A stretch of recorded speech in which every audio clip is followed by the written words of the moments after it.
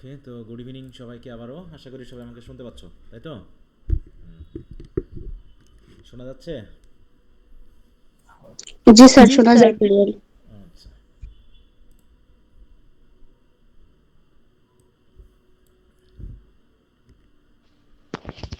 Sir আজকে কোন class হবে? আজকে পরবর্তী যে পয়েন্ট দুটো আছে সেগুলো পড়বো।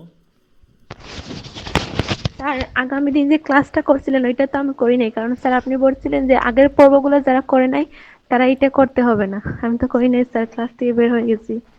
না, সেটা তো ওই পোয়েমের ক্ষেত্রে যেটা আমাদের ইমর্টালিটি ওর্ড ছিল, সেটা তিনটা, যেহেতু আজকে যেগুলো আজকে পড়বো কি সেগুলো স্যার নতুন নতুন কবিতা। পোয়েম? এগুলো নতুন পোয়েম, এখানে তোমার বুঝতে অসুবিধা হওয়ার ওকে কথা স্যার। না। ঠিক আছে? Okay sir. হুম। জি স্যার, বুঝতে পারছি। হ্যাঁ, সেটা যেহেতু বড় কবিতা ছিল, তিনটা ক্লাস নেওয়া হয়েছে আলাদা আলাদা, তো শেষের দিকে তো বুঝবা না। কিন্তু গত ক্লাসে আর একটা কবিতা নিয়েছিলাম, এই যে ইট ইজ আ বিউটিয়াস ইভিনিং, এটা নতুন কবিতা ছিল, সেটা ওই ক্লাসের ভিতরে আছে। আজকে আমরা আরও দুটা কবিতা পড়বো নতুন, দেখা যাক।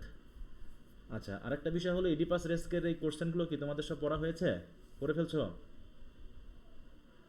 হুম।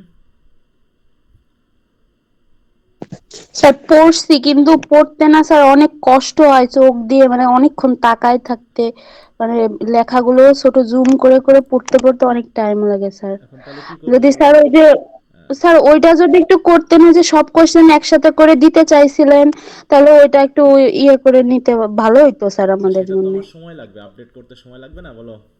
আমি তো হঠাৎ হঠাৎ করে জি করতে পারবো স্যার। না, কারণ যেহেতু পরীক্ষা শেষ আর হয়েছে, স্যার আপনি একটু আপনি সময় যত লাগবে।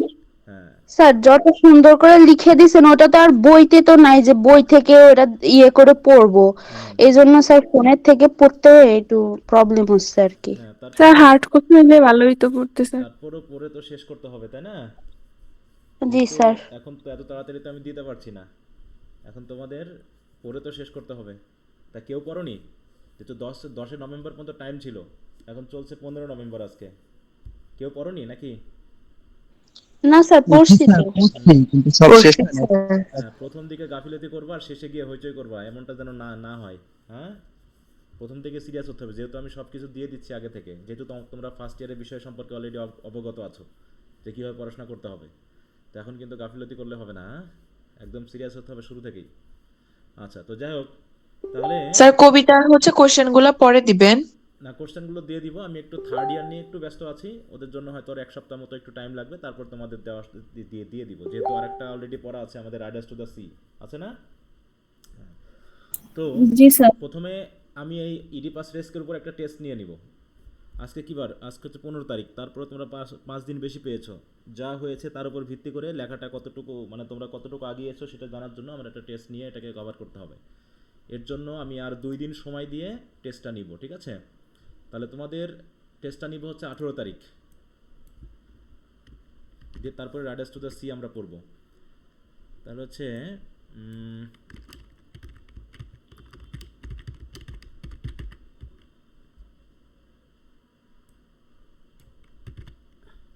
দেখো, আর test will be taken on the brief and short, এগুলোর উপরে ইডিপাস রেস্ক, মানে ইডিপাস রেস্কের উপরে একটা টেস্ট নিব। মূল কথা হলো এটা। 18 নভেম্বর, মনে থাকবে তো সবার? 7টার সময় কোশ্চেন শেয়ার করে দিব, টাইমে উল্লিখিত প্রশ্ন এবং সময়ের মধ্যে শেষ করতে হবে।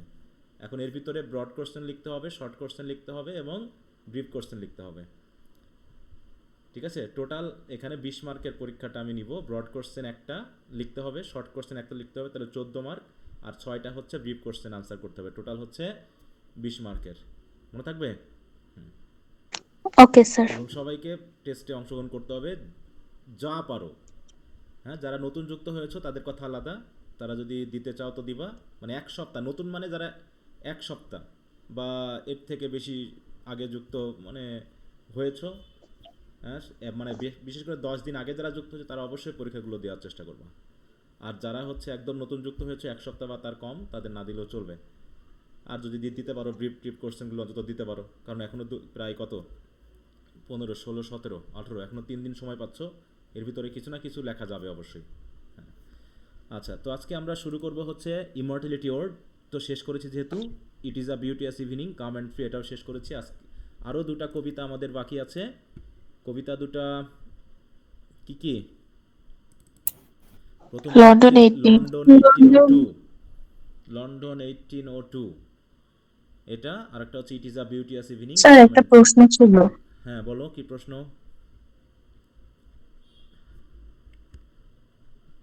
হ্যাঁ sir it is a beauteous evening কবিতায় ওই পিডিএফটায় রিলিজিয়াস এন্ড ফিলোসফিক্যাল ডাইমেনশনের প্রথম লাইনে ক্রিস্টিয়ান ডগমা নামে একটা ওয়ার্ড আছে, ওইটা কি ক্রিশ্চিয়ান আসলে? মানে খ্রিস্টান ধর্মের সাথে রিলেটেড, ডগমা মানে হচ্ছে গোড়াপন্থী বিশ্বাস, ঠিক আছে তো, মানে মৌলিক বিশ্বাস।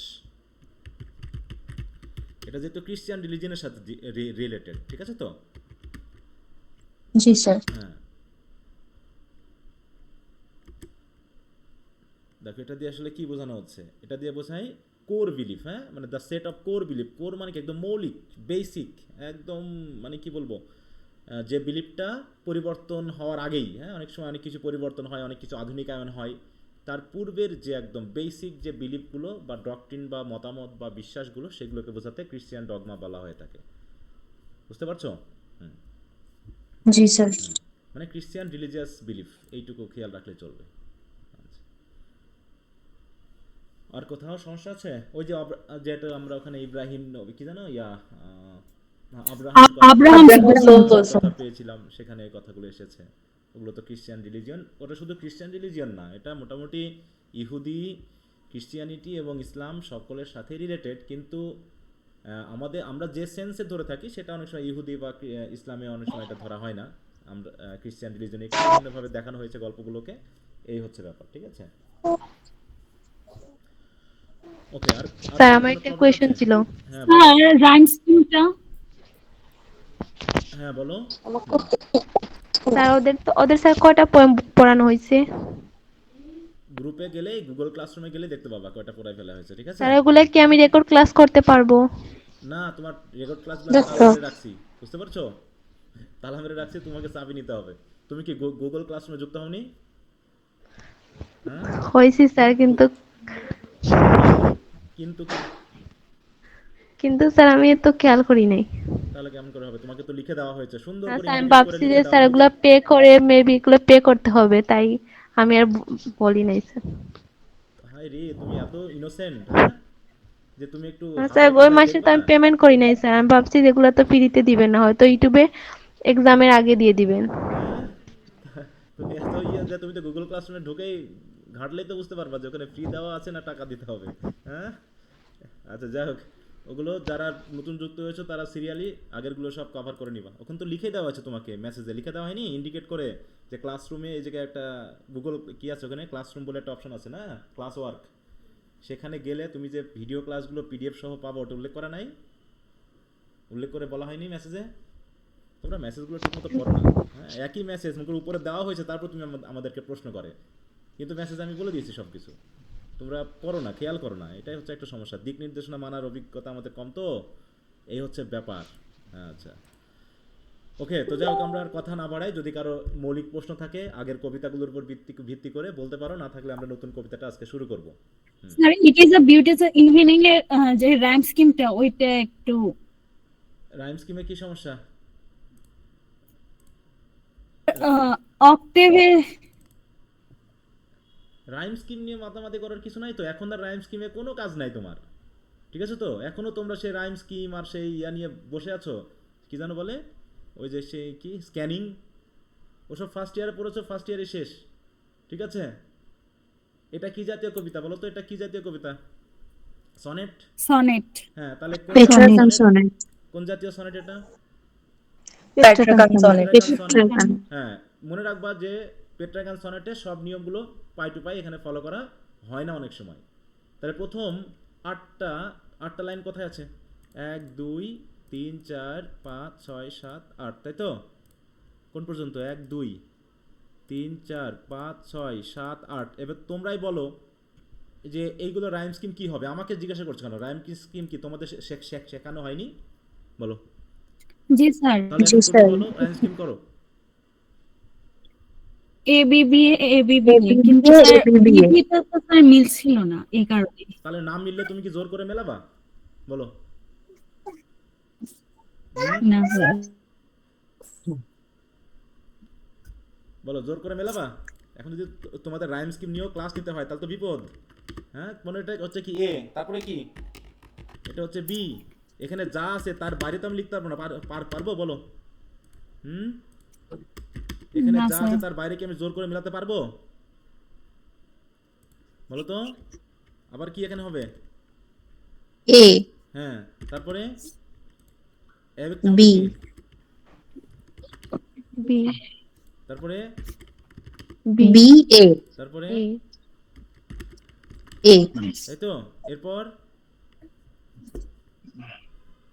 কি আছে সি হেয়ার? সি ডি থটে হবে সি কি? ডি। ডি সি তারপরে ই ই। তারপরে সি। সি সি তারপরে ই ই। ডি তারপরে কি? ডি ই ই। ই হবে? স্যার থট আর স্যার শাইন। শ্রাইন ই হবে আর নটটা ডি হবে। এটা হবে কি? ডি। আর এখানে কি শ্রাইনের সাথে ডিভাইন, তাই না? কি হবে এখানে? ই। ই হ্যাঁ, তুমি তাহলে স্কিমটা যেভাবে পেয়েছো সেটাই তোমার স্কিম। এটা উল্টাপাল্টা যা হয় হোক, ঠিক আছে? এর বাইরে তো আর করতে পারবে না। পারবা জোর করে মেলাতে পারবা তুমি পেট্রাগানের? না হ্যাঁ, না তাহলে এখানে বুঝতে হবে যে কিছু ভ্যারিয়েশন আছে, এইরকম করে তোমাকে ধরতে পারতে হবে। এই, ঠিক আছে? জি স্যার। আর কোনো প্রবলেম? না স্যার। হ্যাঁ, যা কিছু নিয়ে আমি কথা বলছি না, মনে করবা যে এই জিনিস নিয়ে আর এখন ভাবার টাইম নাই, ঠিক আছে? তো ও ফার্স্ট ইয়ারে যা শিখেছো ওইটুকুই শেষ করে এবার বেসিক পড়াশোনায় চলে আসতে হবে না, এখন তোমাকে আরো ডিপের পড়াশোনায় ঢুকতে হবে। হ্যাঁ, এগুলো নিয়ে রাইম স্কিম টাইম স্কিম ওটা তোমরা জানো, ও তোমরা এমনি বার করতে পারবা যদি ফার্স্ট ইয়ারে শিখে থাকো আর কি। আর যদি না শেখা তাহলে বিপদ আছে। হ্যাঁ, আর এগুলো নিয়ে তোমরাই পারবা, এগুলো নিয়ে সময় নষ্ট করে আলাদা করার কোনো সুযোগ নেই। হয়তো বা লেখার ইয়ার ভিতরে তো রাইম স্কিমের বিষয়টা থাকতেও পারে এর ভিতরে। হ্যাঁ, সেখান থেকে খুঁজে নিবা, যদি কোনো জায়গায় বুঝতে না পারো গুগলে সার্চ দিয়ে দিবা বা বই থেকে সার্চ দিয়ে বের করে নিবা, ঠিক আছে? হুম। হ্যাঁ, মানে জি মোটামুটি স্যার। এখন আর তোমার রাইম স্কিম, তারপর হচ্ছে তোমার স্ক্যানশন, এগুলো নিয়ে খুব একটা টেনশন করার কিছু নাই। যদি আমি প্রশ্নের উত্তরের সাথে দিয়ে দিই যে কোনো কবিতার হয়তো বা ক্রিটিক্যাল অ্যাপ্রিসিয়েশন লিখতে হতে পারে, তখন আমি উত্তরের সহ দিয়ে দিব, অতএব ওটা নিয়ে টেনশন করতে হবে না। হ্যাঁ, জি স্যার। আচ্ছা। স্যার এই কবি পড়ানোর পরে কোনটা পড়াবেন, কোন টপিক নেক্সট দিন? কোনটা পড়ানোর কথা ছিল বলেছিলাম? Advance reading and writing. হ্যাঁ, অ্যাডভান্স রিডিং অ্যান্ড রাইটিং পড়াবো, দুটো শেষ করে বলেছিলাম যে দুটো কবি শেষ করব, তারপর আমি অ্যাডভান্স রিডিং রাইটিং, তারপরে আবার চলে যাব হিস্ট্রি, তারপরে আবার ঘুরে চলে আসবো। এই, আর কারো কোনো সমস্যা?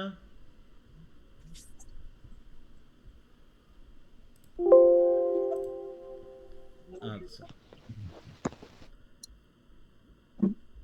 তাহলে আমরা এই কবিতাটা পড়া শুরু করি। লন্ডন 1802। লন্ডন বলতে কোন শহরকে বোঝাচ্ছে, না কোনো দেশকে বোঝাচ্ছে? বলো। একটা শহর, ইংল্যান্ডের শহর। ইংল্যান্ডের কি এটা শহর? শুধু শহর বলবো? ঢাকা একটা শহর, শুধুই কি শহর? না, এটা শহরেরই মধ্যে? রাজধানী হ্যাঁ, এটা রাজধানী এটা একটা রাজধানী। রাজধানী। এবং রাজধানী শহরে কি মানুষের জমায়েত একটু বেশি হয় না? ভিড় বেশি হয় না? ক্রাউডি হয় না? বলো। জি জি এবং স্যার। রাজধানীর শহরগুলোতে মানুষের অবস্থানটা কেমন থাকে? গ্রামের মতো এত সহজ সরল, খুবই সাদামাটা বা হচ্ছে খুবই স্বাভাবিক থাকে, না খুবই চালাক চতুর, ভণ্ডামি, কমপ্লিকেটেড। দুর্নীতি, হ্যাঁ, ডাকাত, চোর, হ্যাঁ, দারিদ্রতা, বড়লোকি, মানে বৈষম্য, সব কিছু কি কোথায় থাকে বেশি? গ্রামে নাকি শহরে, বড় শহরগুলোতে? হ্যাঁ, বড় শহরগুলোতে থাকে না? যত রকমের দুর্নীতি, যত ধরনের ভণ্ডামি, যত ধরনের পলিউশন, যত ধরনের ক্রাউডেড প্লেস, প্রাকৃতিক পরিবেশ থেকে মানে কি দূরে অবস্থান করা, সব কিছু আমরা জানি কোথায় থাকে। এগুলো শহরে থাকে, বিশেষ করে বড় শহর বা রাজধানী শহরগুলোতে থাকে। মানুষ করে কি তার গ্রাম ছেড়ে চলে যায় বড় শহরে, একটু তার জন্য কি খোঁজার উদ্দেশ্যে? বলো, একটা চাকরি বা একটা কাজ যেখানে সে জীবিকা অর্জন করতে পারবে, মানে কি বলবো, অনেক টাকা ইনকাম করতে পারবে, এবং শহর থেকে সে তার গ্রামের আত্মীয় স্বজন বা মানুষজনের জন্য কিছু টাকা পাঠিয়ে তাদের সংসার চালানোর ব্যবস্থা করবে, এরকম। কিন্তু শহরে গেলে মানুষের কি গ্রামের মতো আর সহজ সরল ভাব কি থাকে? বলো। না স্যার। প্রথম যখন তুমি একটা গ্রামের মানুষকে মনে করো শহরে ছেড়ে দিলা, কি কি কি করবে সে? স্বাভাবিকভাবে চলতে পারবে সে? বলো তো। না কখনো স্যার, পারবে? অনেক সমস্যা। সে পারবে না, ভয়ে শেষ হয়ে যাবে নাকি? হ্যাঁ, কোথা থেকে কোথায় যাবে, হয়তো হারিয়েই যাবে। হ্যাঁ, যে লোকটা মনে করো গ্রামে খুব মানে নিজেকে খুব ইয়া মনে করে যে আমি এরকম সেরকম খুব বুদ্ধিমান, তাকে শহরে নিয়ে গিয়ে ঢাকা শহরে একবার ছেড়ে দাও, দেখো সে কি অবস্থায় করে ফেলে। তবে একটু চালাক হলে, অবশ্যই একটু চালাক হয়, তাহলে স্বাভাবিকভাবে সে অনেকের সাহায্য নিতে পারে। কিন্তু আবার শহরের মানুষ, হ্যাঁ, কেমন হয়, একটু মানে ভণ্ড হয়, একটু শয়তান হয়, দেখা যাচ্ছে তাকে ধরে মারে টাকা পয়সা মোবাইল ফোন কেড়ে নিতে পারে, নাকি এরকম না ব্যাপারটা? ঢাকা শহরে জি গেলে কি স্যার। আমরা প্রধানত কি, গ্রামে গেলে যতটুকু না ভয় পাই, শহরে গেলে কি বেশি ভয় কাজ করে না আমাদের? হুম, বলো। হ্যাঁ, কোথায় বেশি ভয় কাজ করে বলো? শহরে। হ্যাঁ, গ্রামের মানুষ অনেক সময় ঘরে তালা না মেরে চলে যায়, নাকি জাস্ট একটা কাঠের বেড়া বা হচ্ছে কঞ্চির বেড়া, সেটাকে দড়ি দিয়ে বেঁধেই চলে যেতে পারে, কেউ ক্ষতি করবে না। কিন্তু গ্রামে কয়টা তালা লাগাতে হয়, কয় সেট তালা লাগে ঘরের ভিতরে বলো থাকার জন্য? হুম, তালা মেরেও তো শান্তি হ্যাঁ, নেই। তালা মেরে শান্তি নাই না, হ্যাঁ, দেখা যাচ্ছে তালা তুলা ভাঙে চলে আসবে। তো এই কবিতাটা লন্ডন বলতে আমরা নিশ্চয়ই এমন কোনো আইডিয়াল একটা সিটিকে বুঝতেছি, রাজধানী, ইংল্যান্ডের রাজধানীকে বুঝতেছি, যেখানে আমরা একটা ভাইব্রেন্ট একটা কি বলবো সিটিকে বুঝবো, যেখানে মানুষজন জাঁকজমকভাবে চলাফেরা করছে, যেখানে মানুষের মধ্যে জাঁকজমকতা আছে, সম্পদ আছে। কিন্তু কবি জাঁকজমকতার মধ্যেও কেমন জানি মানুষের মধ্যে একটা দুঃখ, কষ্ট, আতঙ্ক, ভয়, এইগুলো তিনি খুঁজে পাচ্ছেন। ঠিক আছে তো? এখানে চোর ডাকাত আছে, এখানে মনে করো যে একটা যেটা প্রস্টিটিউশন বলি, যেটা আমরা, হ্যাঁ, প্রস্টিটিউশন কোথায় বেশি হয়, গ্রামে নাকি শহরে বেশি হয়? হ্যাঁ, শহরে, তাই না? শহরে। যে অনেক মেয়েরা থাকে যারা এই পেশাতে জড়িয়ে পড়ে, এটা একটা পেশা না, তারপরেও দেখা যাচ্ছে এর ভিতরে জড়িয়ে পড়ে। কারণ কি, অনেক সময় দেখা যাচ্ছে মেয়েদেরকে কি করা হয়, চুরি করে নিয়ে যাওয়া হয় না বলো? চুরি করে নিয়ে যাওয়া হয়, তাই তো? বা হচ্ছে কি করে ওগুলোকে অনেক সময় দেখা যাচ্ছে পাচার করে বিভিন্ন জায়গায় বিক্রি করে দিচ্ছে, তারাই তাদেরকে দিয়েই এই কাজগুলো করানো হয়। তাহলে এইগুলো কোথায় অবস্থিত? এগুলো শহরগুলোতে অবস্থিত। এই শহর বলতে শুধু লন্ডন না, শুধু নিউ ইয়র্ক না, শুধু ওয়াশিংটন না, এটা সারা পৃথিবীর প্রত্যেকটা দেশেই এই রকমের দুর্নীতি, এরকমের অপরাধ কর্ম বড় বড় শহরগুলোতে জড়িয়ে আছে। অপরাধ সব জায়গাতে আছে, গ্রামেও যে অপরাধ নেই তা না। গ্রামের মানুষ কি খুবই সাদামাটা এরকম? হ্যাঁ বলো। না না স্যার। স্যার। নাকি নিজের একটা মানুষের জন্য মারামারি করতে পারে, নাকি? এরা আরো জটিল না, যে মুরগি আমার বাড়িতে আসছে এই জন্য মারামারি করবো তার সাথে, হ্যাঁ, তোর মুরগি কেন আমার বাড়িতে আসে, তাই তো? বা হয়তো জমির জি স্যার। আইল, হ্যাঁ, জমির আইল টানতে টানতে ঠেলতে ঠেলতে কাটতে কাটতে তার জমির ভিতর ঢুকাই দিব, দিয়ে মারামারি কোদাল দিয়ে, হ্যাঁ, এরকম আছে না? যে ভাইয়ের জন্য জমি জি নিয়ে করতে গিয়ে নিজের মেয়েকে খুন করে অন্যের নামে দোষ দিচ্ছে, এরকম আছে কিনা বলো? আছে। হুম, আছে। হ্যাঁ, অনেক হ্যাঁ, আছে। অতএব মানুষ যেখানে আছে সেখানে শয়তানি আছে, কারণ শয়তান মানুষের ভিতর দিয়ে কাজ করে, আর কোনো প্রাণীর ভিতর দিয়ে কাজ করে না, করে বলো? আর না কোনো স্যার। প্রাণীর ভিতরে শয়তান ঢুকে না, এই মানুষের ভিতরে ঢুকেই কাজ করে। তো এখানে আমরা সেই লন্ডন শহরকে এরকম যত ধরনের ইভিল অ্যাক্টিভিটিসের একটা সোর্স হিসাবে দেখব। হ্যাঁ, তাই বলছে দেখো এখানে মেনলি তিনি এই কবিতাটা কেন লিখছেন, তার ব্যাকগ্রাউন্ড ইতিহাসগুলো তোমরা একটু পড়বা।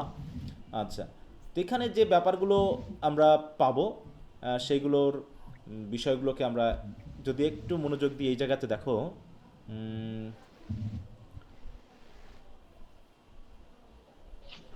আচ্ছা, দেখো এই জায়গায় বলছে ওয়ার্ডসওয়ার্থ কনসার্নস ইন লন্ডন 1802-তে the decline of ethical values, danger of selfishness and materialism. হ্যাঁ, স্বার্থবাদিতা, তাই তো? সেলফিশনেস মানে কি? স্বার্থবাদিতা, নাকি? এথিক্যাল ভ্যালু, এথিক্যাল ভ্যালু মানে কি বলো? নৈতিক মূল্যবোধের ডেক্লাইন, তাই তো? Decline of ethical values. তারপর হচ্ছে dangers of selfishness and materialism and the need for exemplary leadership. আর এইগুলো থেকে মুক্ত হওয়ার জন্য আমাদের একজন লিডার দরকার, লিডারশিপ দরকার। এই কথাগুলোকে মেনলি তিনি এখানে তুলে ধরেছেন। হ্যাঁ, দেখো, by linking England's fortunes to moral and spiritual virtue, the poem elevates ethical reflection to our national imperative. হ্যাঁ, মানে একদম ন্যাশনাল লেভেলে তিনি পৌঁছে দিয়েছেন, যে শুধুমাত্র মানুষ তার নিজের দিক থেকে না, একটা জাতীয় দুর্নীতিতে পুরো নিমজ্জিত হয়ে যেতে পারে, তাই তো? এবং সেখানে এই সকল দুর্নীতি, তারপর নৈতিক অবক্ষয় এবং স্বার্থবাদিতা, জাগতিকতাবাদ, এই সব কিছুর মোহে পড়ে পুরো একটা দেশ বা একটা সমাজ একদম কি হতে পারে বলো, একদম ক্ষয়ে যেতে পারে, ধ্বংস হয়ে যেতে পারে। সেইগুলো এখানে তিনি দেখিয়েছেন। তো যাই হোক, কবিতাটা পড়লে আমরা বুঝতে পারবো। এই কবিতাটি কি ফার্স্ট ইয়ারে আমরা পড়েছিলাম রিডিং স্কিলসে? জি স্যার। হুম। জি স্যার। আচ্ছা, তো যারা পড়েছো তারা জানো যে কবিতাটা কি। এই জন্য সময় আমাদের এখানে যে কবিতাগুলো পড়া আছে আশা করি ফার্স্ট ইয়ার আমরা পড়েছিলাম মনে হয়, এই জন্য দুটো কবিতা আজকে আমরা শেষ করে ফেলতে পারবো দ্রুত। তো লিডারশিপের কথা এসেছে, একটা থিম হচ্ছে কি লিডারশিপ। আমরা লিডারশিপ লিডার কি তৈরি হয়, মানে লিডার কি জন্মগতভাবে হয়, নাকি লিডার অটোমেটিক হয়, নাকি লিডার তৈরি হয়ে যায়? বলো। হুম, লিডার তৈরি হয়ে যায়। লিডার কি নিজে নিজে তৈরি হয়, নাকি অন্যেরা লিডার তৈরি করে? কোনটা? হ্যাঁ, অন্যেরা তৈরি করে। লিডার হয় যখন অন্যেরা তাকে অনুসরণ করা শুরু করে, লিডার নিজে হওয়া লাগে না। তাই তো তোমার এমন কিছু কোয়ালিটি থাকবে যে কোয়ালিটি দেখে আশেপাশের মানুষ তোমাকে ফলো করা শুরু করবে, আর তখনই তুমি লিডার হয়ে যাবা। বুঝতে পেরেছো? অতএব লিডার তোমার নিজে হওয়ার জন্য জোরাজুরি করার দরকার নেই। মানুষ তোমাকে সিলেক্ট করবে, মানুষ তোমাকে ফলো করা শুরু করবে, কারণ স্পেশাল কোয়ালিটি তোমার থাকতে হবে, যে কোয়ালিটিগুলো মানুষ তোমার ভিতরে খুঁজে পেলেই তোমার আর প্রয়োজন নেই যে মানুষ তোমাকে ফলো করুক বা তুমি তাদেরকে জোর করবা। তাই বলছে জন মিল্টনের কথা তো আমরা শুনছি নাকি, ফার্স্ট ইয়ার আমরা একটা কবিতা পড়েছিলাম, জন মিল্টন, মনে আছে? His blindness. On his on blindness. Is blindness, তাই না? হ্যাঁ, সেই জন মিল্টনকে ওয়ার্ডসওয়ার্থ সম্বোধন করছেন মিল্টন বলে। যখন কবিতাটা লেখা হয়েছে, উইলিয়াম ওয়ার্ডসওয়ার্থ যখন কবিতাটা লিখছেন, তখন কি জন মিল্টন বেঁচে ছিলেন? না মারা গেছে। দেখো, আমরা যদি দেখি 1674 সালে তিনি মারা যান। 1674 সালে তিনি মারা যান।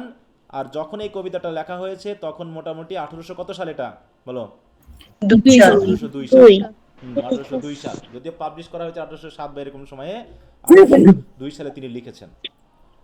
তো সেভাবে তিনি বলছেন যে Milton, thou shouldst be living at this hour. বলছে মিল্টন, তোমার আসলে মানে আপনার উচিত ছিল এই সময়ে বেঁচে থাকা, মানে আপনি তো মারা গেছেন, কিন্তু আসলে আপনার শুডস্ট বি লিভিং মানে কি, বেঁচে থাকা উচিত ছিল কখন? অ্যাট দিস আওয়ার, এই এখন। আপনাকে এখন আমাদের প্রয়োজন। কারণ কি? তাই বলছে England have need of the, ইংল্যান্ডের এখন তোমাকে কি বলো প্রয়োজন, ইংল্যান্ডের এখন আপনাকে প্রয়োজন। তাহলে ইংল্যান্ডের কেন প্রয়োজন বলো? কারণ জন মিল্টনের ভিতরে যে লিডারশিপ কোয়ালিটি ছিল পিরিটান এজের সময়, আমরা অবশ্যই হিস্ট্রি পড়লে বুঝবো, এখন বুঝবো না, হিস্ট্রি পড়ার পরে এটা ক্লিয়ার হয়ে যাবে তোমাদের কাছে। ওই সময় পিরিটান এজে মিল্টন, পিরিটান তাদেরকে বলা হয় যারা ক্রিশ্চিয়ান রিলিজিয়নকে বিশেষ করে পিওরভাবে পালন করার জন্য সংগ্রাম করছিল। যে জনগণের উচিত একটু মিউট রাখো, কারো মানে আনমিউট করা আছে, এখানে সাউন্ড আসতেছে আমার কাছে, একটু মিউট রাখবো। হ্যাঁ, ওকে। তাই বলছে England have need of the, তাহলে ইংল্যান্ড এখন এমন অবস্থায় পড়ে গেছে যে ইংল্যান্ডের এখন আপনাকে প্রয়োজন। কারণ আপনি ছাড়া ইংল্যান্ডকে এখান থেকে তোলা কেমন হবে বলো? এখান থেকে তোলা কঠিন হয়ে যাবে। শি ইজ আ ফেন অফ স্ট্যাগন্যান্ট ওয়াটার্স, সে হয়ে গেছে ফেনের মতো। ফেন কি জিনিস? আমরা জলাভূমি বলো। জি স্যার। হ্যাঁ, মানে হচ্ছে আবদ্ধ জলাশয়। আবদ্ধ জলাশয়ে পানি কেমন থাকে? পচে নষ্ট হয়ে যায় না? জি স্যার। যেহেতু এই আবদ্ধ জলাশয়ের ভিতরে অন্য কোনো পানির প্রবাহ নেই, না পানি এর ভিতরে প্রবেশ করে, না এখান থেকে পানি বের হয়, যেহেতু কোনো স্রোত নেই, পানি এক জায়গায় জমে আছে, অতএব এখানকার পানির সাথে এই সকল ঘাস টাস পচে পুরো গন্ধ হয়ে যায়। হ্যাঁ, দেখো এই যে আবদ্ধ জলাশয়ের মতো। তাহলে ইংল্যান্ডের এখন সেই অবস্থা, নীতি নৈতিকতা শেষ হয়ে গিয়ে মানুষের হৃদয় পচে গিয়ে পুরো ফেন হয়ে গেছে। কেমন ফেন? স্ট্যাগন্যান্ট বা আবদ্ধ জলাশয়ের মতো। ঠিক আছে তো? এই জন্য এই জলাশয় থেকে, তাই তো, আবদ্ধ জলাশয় থেকে এই সকল পচা ধচা মানুষগুলোকে, তাই তো, গন্ধযুক্ত পানিগুলোকে বের করে দেওয়ার জন্য আপনাকে প্রয়োজন। ঠিক আছে? কারণ কি? কারণ হচ্ছে এই যে স্ট্যাগন্যান্ট ওয়াটার দিয়ে আসলে কি বোঝানো হচ্ছে? নিশ্চয়ই এগুলোকে মেটাফরিক্যালি ইউজ করা হয়েছে। এটা কি সরাসরি পানি বলতে কি পানি ইউজ করা হয়েছে এখানে বলো? মানে যাদের আর আত্মিক উন্নয়ন ঘটছে না, আত্মা এক জায়গায় থেমে গেছে, তাদের শিক্ষা এক জায়গায় থেমে গেছে, এইরকম অর্থে ব্যবহার করা হয়েছে কিন্তু। হ্যাঁ, তাহলে শি ইজ আ ফেন অফ স্ট্যাগন্যান্ট ওয়াটার।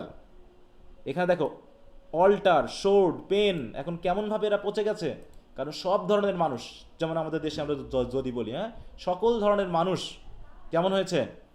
ধ্বংস হয়ে গেছে। মানে তার নৈতিকভাবে ধ্বংস হয়ে গেছে, হ্যাঁ, এথিক্যাল ভ্যালুস, মৌলিক যে মানে কি মোরাল যে নীতিবোধ সেগুলোকে হারিয়ে ফেলেছে।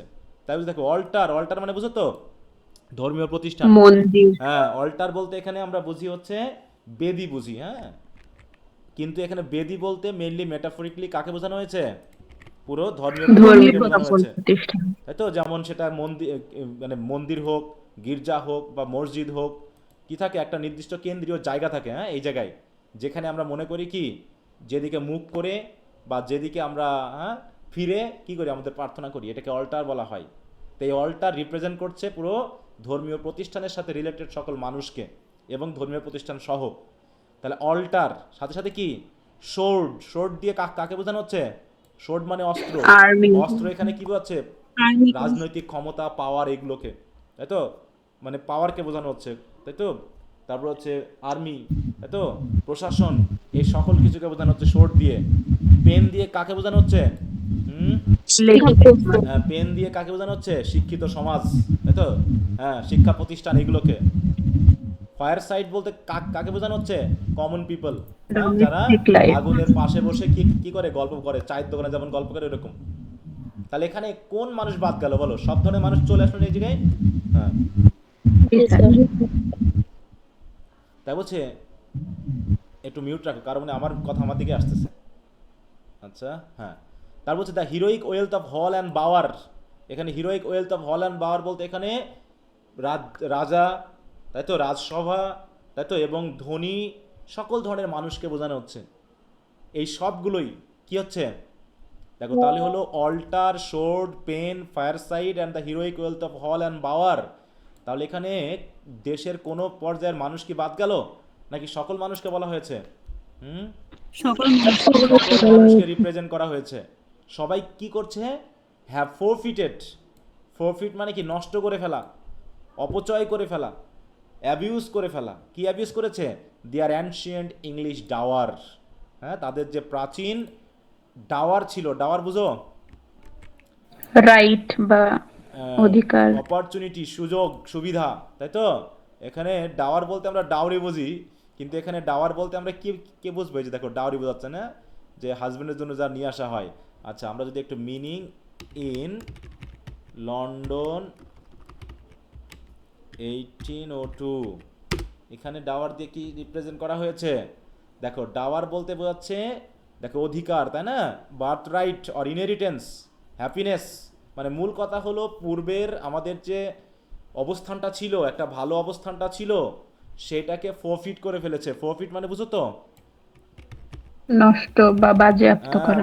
ফোরফিট, তাই তো, ফোরফিট করে ফেলা,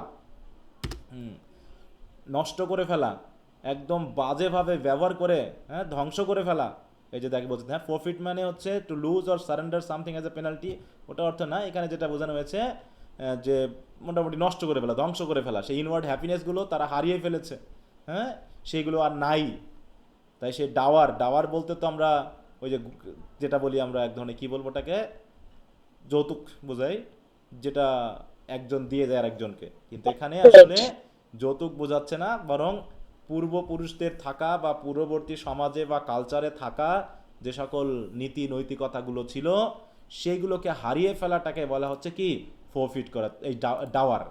সেইগুলোকে বলা হচ্ছে ডাওয়ার, আর হারিয়ে ফেলাটাকে বলা হচ্ছে ফোরফিট। তার মানে সবাই, সেটা শুধু কমন পিপল না, শুধুমাত্র রাজা বা রাজপ্রাসাদ না, শুধু আর্মি বিডিয়ার না, বা শুধুমাত্র ধর্মীয় প্রতিষ্ঠান না, বা শুধু শিক্ষিত সমাজ না, বরং সবাই, সবাই তাদের এই কি করেছে? নীতি নৈতিকতা বোধগুলোকে ধ্বংস করে ফেলেছে। আমাদের দেশে কেমন হচ্ছে না বলো? হুম, যেমন বর্তমানে ফেসবুকে একটা ভাইরাল টপিক খুব ভাসতেছে, বলতে পারবা? হ্যাঁ, কেউ? মুরগির মাংস, হ্যাঁ, বলো। ফার্মের মুরগি স্যার, এটা না, সেটা তো আছেই।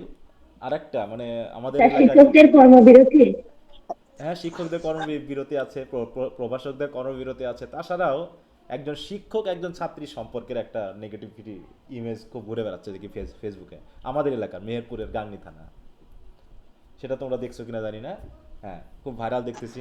হ্যাঁ, যে একজন টিচার একজন ছাত্রীর সাথে প্রেম, বুঝতে পেরেছো?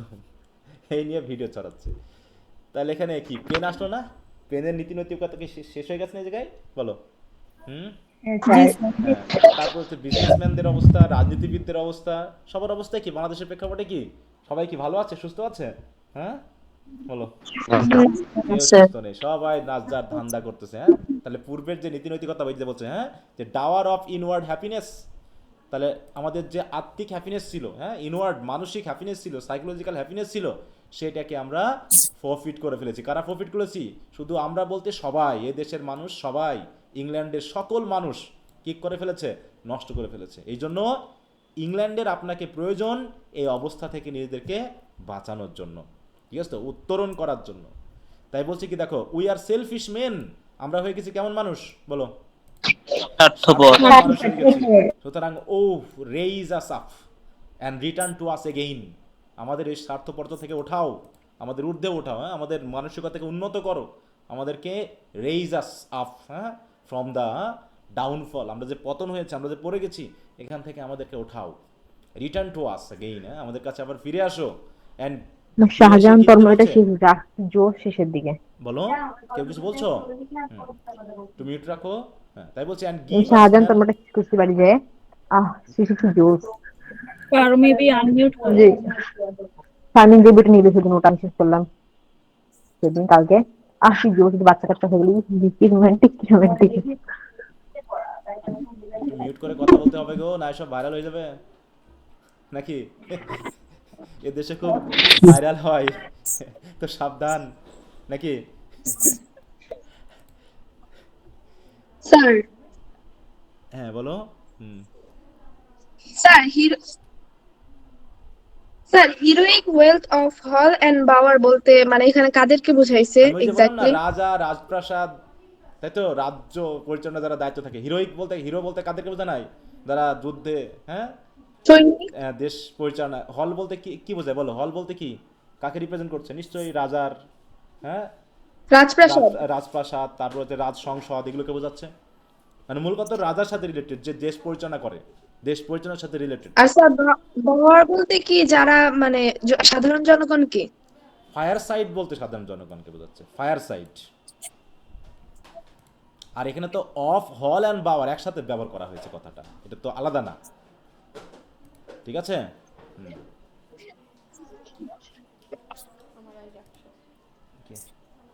কি বোঝনি? স্যার বাওয়ারটা বুঝতে পারছি না, এখানে হল আর বাওয়ার মানে কি বুঝাইছে? তোমাকে তো বারবার বলা হচ্ছে যে হল মানে রাজ সংসদে হল বোঝায় না, বলো।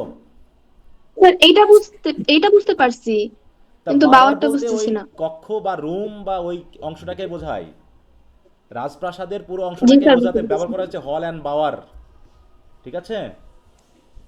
জি স্যার, এখন বুঝতে পারছি। হুম, ওটা আলাদা না, এটা একটা অংশকে একবারে রাজপ্রাসাদকে বোঝানো হয়েছে। হল বলতে কি রাজা ওইখানে থাকে, হলে থাকে, না তার রাজ সংসদের সাথে থাকে, সাংসদের সাথে থাকে, কাদের সাথে থাকে বলো? সংসদ রাজ। হ্যাঁ, তাহলে হল বলতে শুধু সাংসদের জায়গাকে বোঝানো হচ্ছে, আর বাওয়ার বলতে কোনটাকে বোঝানো হচ্ছে? পুরো তার রাজপ্রাসাদের পুরো অংশটাকে নির্দেশ করা হচ্ছে, ঠিক আছে? আর শুধু সিঙ্গেল ভাবে না, এটা পুরোটাই একটা বিষয়কে নির্দেশ করছে। আলাদা আলাদা করে ওয়ার্ড মিনিং করতে গেলে হবে না এই জায়গায়, হবে বলো? জি স্যার, বুঝতে এই পারছি স্যার। ফ্রেজ দিয়ে একটা বিষয়কে বোঝাচ্ছে। ফায়ার সাইড বলতে কি শুধু ফায়ার সাইডকে বোঝাচ্ছে বলো, যে আগুনের পাশে? সাধারণ মানুষ বুঝায়। সাধারণ আগুনের পাশে মানুষ। বলতে কি বোঝানো হচ্ছে বলো শুনি, বলো। আগুনের সমস্ত পাশে কি বোঝায়? জনগণকে বোঝানো হয়েছে। মিনিং কি? আমি তো বললাম কথাগুলো, কি বোঝাতে যাচ্ছে? জনগণকে বোঝাচ্ছে। কিভাবে জনগণকে বোঝালো এটা, কিভাবে?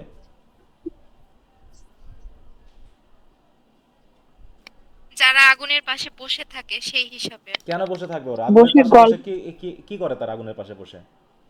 গসিপ করে। স্যার গল্প করে। একটু মাথাটাকে একটু আওড়াতে হবে, হ্যাঁ, মাথাটাকে একটু খুলে নিতে হবে যে আগুনের পাশে কেন। এখন কি মানুষ আগুনের পাশে খুব একটা বসে?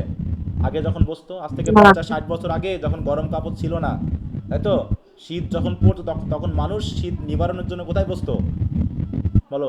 আগুন। আগুনের পাশে। এদিকে কাপড় মানে খড়ি টড়ি গুছায়ে আগুন ধরাই দিয়ে ওখানে বসে থাকতো। যেমন এখনো শীতের সময় গরিব মানুষরা কেমন করে? তোমাদের কারো মনে হয় স্যার একটা শব্দ হ্যাঁ একটা আসতেছে। শব্দ আসছে, সেটা আমিও বলতেছি বারবার, হ্যাঁ কার এটা, এটা একটু মিউট রাখো, হ্যাঁ তা না হলে কানে বাজতেছে, এতে তোমাদের সবারও ডিস্টার্ব হবে একসময় রেকর্ড ক্লাস দেখতে গিয়ে। স্যার রেকর্ড ক্লাসে বোঝাই যায় না এই কথা। আচ্ছা, তো এখানে ফায়ার সাইড বলতে যাদের ক্ষমতা নেই, সম্পদ নেই, তাই তো গরিব, তাদেরকেও এখানে বোঝানো হয়েছে। শুধু সাধারণ মানুষ বলতে ওটা না যে তারা কাঁথা মুড়ো দিয়ে ঘুমাচ্ছে। এই ফায়ার সাইড বলতে কাদের বোঝানো হচ্ছে? যারা একদম গরিব দরিদ্র, যাদের নিজের শীত নিবারণের জন্যও সামান্য কাপড়টুকু নাই, যারা করে কি ওই প্রাকৃতিক তাই তো শুকনা কাঠ টাঠ সংগ্রহ করে কি করে বলো, আগুন ধরিয়ে তার পাশে বসে তারা রাত কাটায় বা ঠান্ডাকে নিবারণ করে। তাহলে এটা ফায়ার সাইড বলতে এই জাতীয় একদম গরিব মানুষকে পর্যন্ত বোঝানো হয়েছে, ঠিক আছে? আর এই হল অ্যান্ড বার বলতে কাদের বোঝানো হচ্ছে? যারা অ্যারিস্টোক্রেটিক, যারা রাজা, তাই তো, যাদের অনেক সম্পদ আছে, ভালো ভালো রুম আছে, কক্ষ আছে, যাদের জন্য আর ফায়ার সাইডে বসা লাগে না, লাগে বলো? না, হুম, তাহলে সেরকম মানুষকে বোঝানো হয়েছে। তাহলে এখানে কোন মানুষটা বাদ গেল? হ্যাঁ বলো। স্যার বইয়ের যে ক্রিটিক্যাল কমেন্ট পড়তেছিলাম এখানে না হল আর বাওয়ার দিয়ে অন্যরকম কিছু বোঝাচ্ছে। কি বোঝাচ্ছে? হুম, হল দিয়ে হচ্ছে এমন একটা স্পেস বোঝাচ্ছে চার্চে যেখানে হচ্ছে পুরুষরা থাকে, আর হচ্ছে বাওয়ার দিয়ে চার্চের আলাদা একটা স্পেস যেখানে হচ্ছে মহিলারা থাকে। আর হিরোইক ওয়েলথ বলতে বোঝাচ্ছে হচ্ছে heroic qualities of men and women. Hmm. তাহলে এখানে হিরোইক চার্চের ভিতরে heroic quality of wealth yeah গেল কেমন করে বলো? হুম, বলো। শুধু যদি চার্চ বোঝায় তাহলে আমার এই অল্টারটা দিয়ে চার্চ বোঝালো, তাহলে এটা রাজা বা এই জাতীয় লোককে কাদেরকে বোঝাবে বলো? অল্টারে তো অলরেডি চার্চ চলে গেছে আমার। জি স্যার, আপনারটাই তো বেশি হ্যাঁ, যুক্তিসঙ্গত। এখানে তো অলরেডি অল্টার দিয়ে তো চার্চের সাথে রিলেটেড সব মানুষ চলে গেছে, তাহলে তোমার রাজা বা অ্যারিস্টোক্রেটিক পিপল তাদেরকে দিয়ে আমি কোনটা দিয়ে বোঝাবো? শোর্ট দিয়ে তো বোঝালো যারা পাওয়ার খাটায় তারা, পেন দিয়ে বোঝালো যারা আর্মি। শিক্ষিত সমাজ তারা, ফায়ার সাইড বলতে একদম দরিদ্র কমন পিপল, তাহলে যারা হচ্ছে দেশ পরিচালনা করে মানে যারা অ্যারিস্টোক্রেটিক ধনী, হ্যাঁ যাদের অনেক সম্পদ, তাদেরকে কি করে বুঝবো আমি কোনটা দিয়ে? হ্যাঁ, অতএব জি কবিতার সাথে লিঙ্ক করে মিনিংটা আনতে হবে, ঠিক আছে? জি স্যার। এখানে তোমাকে বোঝাতে হবে যে ইংল্যান্ডের সকল মানুষকে বোঝাচ্ছে, একদম হাই থেকে শুরু করে লো পর্যন্ত সকল মানুষকে এখানে তিনি ইনক্লুড করেছেন সে অর্থে, ঠিক আছে? জি স্যার, এটাই মেইন কথা আর হ্যাঁ, কি। এটা মেন কথা। ওটা লিটারাল মিনিং হিসেবে যা থাকবে সেটা তো থাকতে পারে, কিন্তু তোমাকে কবিতার সাথে লিঙ্ক করে মিনিংটা আনতে হবে। আর কেউ আর কিছু বুঝতে সমস্যা আছে কারো বলো? না স্যার। না স্যার। তাই তাই বলছে কি যে আমাদেরকে উঠে তোলো, মানে কি ওঠাও, কারণ আমরা একদম সেলফিশ হয়ে গেছি। এবং এসে কি করতে বলছে আমাদেরকে? দাও, কি দাও? গিভ আস ম্যানার্স, আমাদেরকে ম্যানার শেখাও। আর কি শেখাও বলো? ভার্চু শেখাও, বাচ্চু ফ্রিডম শেখাও, হ্যাঁ আর কি? পাওয়ার শেখাও, মানে পাওয়ার কিভাবে ব্যবহার করতে হয়, কিভাবে ক্ষমতা প্রয়োগ করতে হয়, নিজেকে দুর্বলতা কাটিয়ে কিভাবে ক্ষমতায়ন করতে হয় নিজেকে। কিসের ক্ষমতা? মানে মানুষকে ধরে মারধর করার ক্ষমতা বলো। আর ফ্রিডম মানে কি? যা খুশি তাই করতে পারবে তার ক্ষমতা, মানে পাওয়ারকে বোঝাচ্ছে এরকম কিছু। হুম, এই ফ্রিডম বলতে কিসে থেকে ফ্রিডম বোঝাচ্ছে? বলো। অপরাধ কর্ম থেকে নিজেকে স্বাধীন করতে পারা, নাকি নিজের মনকে কি কি করা? স্বাধীন করা, এমনভাবে স্বাধীন করা যাতে অপরাধ কর্ম তোমাকে কি না করতে পারে বলো? স্পর্শ করতে না পারে। কন্ট্রোল করতে না পারে, সেখান থেকে ফ্রিডম চাই। অপরাধ কর্ম থেকে বার হওয়ার পাওয়ার চাই, ভার্চু চাই, হ্যাঁ ম্যানার্স, আচার আচরণ, হ্যাঁ ধর্মীয় নীতি নৈতিকতা বোধ, এগুলো আমাদের কাছে এসে শেখাও। কারণ জন মিল্টনকে সাহিত্যের দিক থেকে, হ্যাঁ মানে যত সাহিত্যিক আছে ইংরেজি সাহিত্যের সবচেয়ে থেকে ধার্মিক ব্যক্তি হিসেবে ধরা হয়, কারণ তার অধিক সব রাইটিংই ধর্ম নিয়ে লেখা, ঠিক আছে? তো আমরা অনিস ব্লাইন্ডনেস যেটা পেয়েছিলাম সেটা কিসের উপর লেখা বলো তো? ধর্মের উপর। ওটাও ধর্ম। সেটাও ধর্ম। এমনকি তার মানে কয়েকটা বইয়ের নাম বলো। Paradise Lost. Paradise Lost, Paradise Regained, হ্যাঁ, এবং অধিকাংশ রাইটিং এর ভিতরে বিবলিক্যাল বা বাইবেল থেকেই তিনি তথ্যগুলো নিয়ে লিখছেন, ঠিক আছে? তো এই জন্য সে যেহেতু একজন ধার্মিক ব্যক্তি ছিলেন, তার জন্য ওয়ার্ডসওয়ার্থ তাকে স্মরণ করছেন যেই সময়ে আপনাকে আমাদের প্রয়োজন, ঠিক আছে? তো আপনি ছাড়া আমাদের পক্ষে এখান থেকে ওঠা আর কখনোই সম্ভব না। আমাদের দেশের যে অবস্থা, মনে করো আমাদের দেশের যে অবস্থা, এখান থেকে আমরা কাকে প্রত্যাশা করতে পারি যে যে আসলে পারে বা যে থাকলে পারে আমরা দেশ থেকে মানে কি বলবো, দেশের যে অবস্থা সেখান থেকে আমরা উত্তরণ করতে পারবো? এমন কেউ আছে আমাদের সামনে? এমন কোনো মৃত বা জীবিত কেউ আছে? কেউ নাই। না। আমাদের সামনে একজনও ব্যক্তি নাই যে যাকে আমরা বিশ্বাস করে তার হাতে ক্ষমতা দিলে পারে বা তাকে মানে তার কাছ থেকে আমরা বিশ্বাস সহকারে দেশের উন্নয়নের জন্য কাজে লাগাতে পারবো। এখানে যা আছে সব শকুনের মতো, স্বার্থবাদী। ঠিক আছে তো? এখানে কোনো মানুষ নেই, সব শকুন আছে। মানে সুযোগ পাইলেই ছো মারতেছে সে। ঠিক আছে তো? এখানে মানে ইংল্যান্ডের যে অবস্থা ছিল, আমরা জানি না ইংল্যান্ডের থেকে আমাদের এখন বর্তমান অবস্থা আরও খারাপ কিনা। ওয়ার্ডসওয়ার্থ থাকলে পারে আসলে আমাদের অবস্থানে তিনি কি বলতেন তা আমি ঠিক বুঝতে পারছি না। ঠিক আছে? তাই বলছে কি, thy soul was like a star. Star, এখানে স্টার দিয়ে কি বোঝাতে চেয়েছে বলো? অন্যদের থেকে আলাদা। না, হ্যাঁ, স্টার তো অন্যদের থেকে শুধু আলাদা বললে হবে না। গাইডিং স্টার বুঝি আমরা, গাইডিং স্টার। ভেনাস। জি স্যার, পথ দেখায়। কিভাবে পথ দেখায় বলো? বলো তো কিভাবে পথ দেখায়? সন্ধ্যা তারা বা শুক তারা বলে একটা তারা আছে না, দিক নির্দেশনে কাজে লাগে, যেগুলো বিশেষ করে যারা হচ্ছে হয় ওই যে তোমার নদী পথে যারা চলাচল করে তারা তারা দেখে দিক নির্দেশ করতে পারে যে এটা উত্তরের দিকে যাচ্ছি না দক্ষিণের দিকে যাচ্ছি না কি করতে দিকে যাচ্ছি। তার মানে কি একটা আমাদের কি একটা গাইডিং স্টার মানে আমাদের পথ দেখানোর একজন ব্যক্তি। তাহলে তিনি হচ্ছেন আমাদের কাছে কিসের মতো? একটা স্টারের মতো। এখানে কোন ফিগার স্পিচ ইউজ করা হয়েছে বলো? সিমিলি। হ্যাঁ, সিমিলি। পার্সনিফিকেশন। তাই সোল সিমিলি স্টার। তাহলে তোমার সোলটা হচ্ছে ওই রকম স্টারের মতো।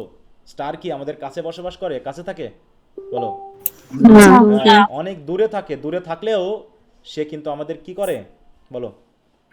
হ্যাঁ, আমাদের পথ দেখায়। হ্যাঁ, এখানে স্টার বলতে আরেকটা বিষয়কে বোঝানো হচ্ছে। আমরা সেই গিফট অফ দ্য মেজাই পড়েছিলাম, বলো মেজাই পড়েছিলাম না? জিসাস ক্রাইস্টের যে সেই জন্মস্থানে নিয়ে গেছিল নাকি তিনজন মেজাইকে, সেই তিনজন মেজাইকে যে পথ দেখিয়ে নিয়ে গিয়েছিল সে মানে কিভাবে তারা গিয়েছিল পথ দেখিয়ে বলো? এর মাধ্যমে। এই যে স্টার, হ্যাঁ, এরকম একটা স্টার তাদেরকে পথ দেখিয়ে কোথায় নিয়ে গেছিল? যেখানে জিসাস ক্রাইস্ট জন্মগ্রহণ করেছে সেই জায়গায়। তো উভয় ক্ষেত্রে এই স্টার স্যার একটা সাউন্ড আসছে। বলো, ওই সাউন্ডটা তোমাদের কারো কাছ থেকে আসতেছে বারবার, তোমরা বুঝতে পারছো না হয়তো যার কাছ থেকে সাউন্ডটা আসতেছে, মাইক্রোফোনের সমস্যা হয়তো বা। ঠিক আছে? আচ্ছা, তাই বলছে thy soul was like a star and dwelt apart. তাহলে তোমার সোলটা হচ্ছে এরকম স্টারের মতো, তুমি মারা গেছো, তুমি আমাদের থেকে অনেক দূরে বসবাস করো, কিন্তু আমরা তোমার দিকে তাকিয়ে আমাদের পথ চলি আর কি। হ্যাঁ, আমরা আমাদের দিক নির্দেশনা পাই তোমার কাছ থেকে। তাই এখন তোমাকে স্টার হিসাবে না, একদম আমাদের মাঝে চাচ্ছি। ঠিক আছে তো? আমাদের মাঝে থাকলে তুমি কি করতে পারবা?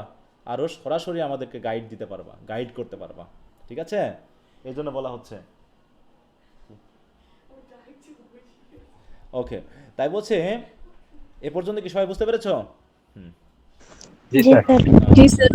এবার বলছে কি, দাও হ্যাডস্ট আ ভয়েস, আর তোমার ছিল একটা কণ্ঠস্বর। কণ্ঠস্বর মানে কি? লিডারশিপে কণ্ঠস্বর কিন্তু একটা বড় প্রয়োজন না, যে কি করতে পারে? জি স্যার। ভালো করে তাদের কথোপকথনের মাধ্যমে কনভিন্স করে মানুষকে একটা দিকে পরিচালনা করতে পারে।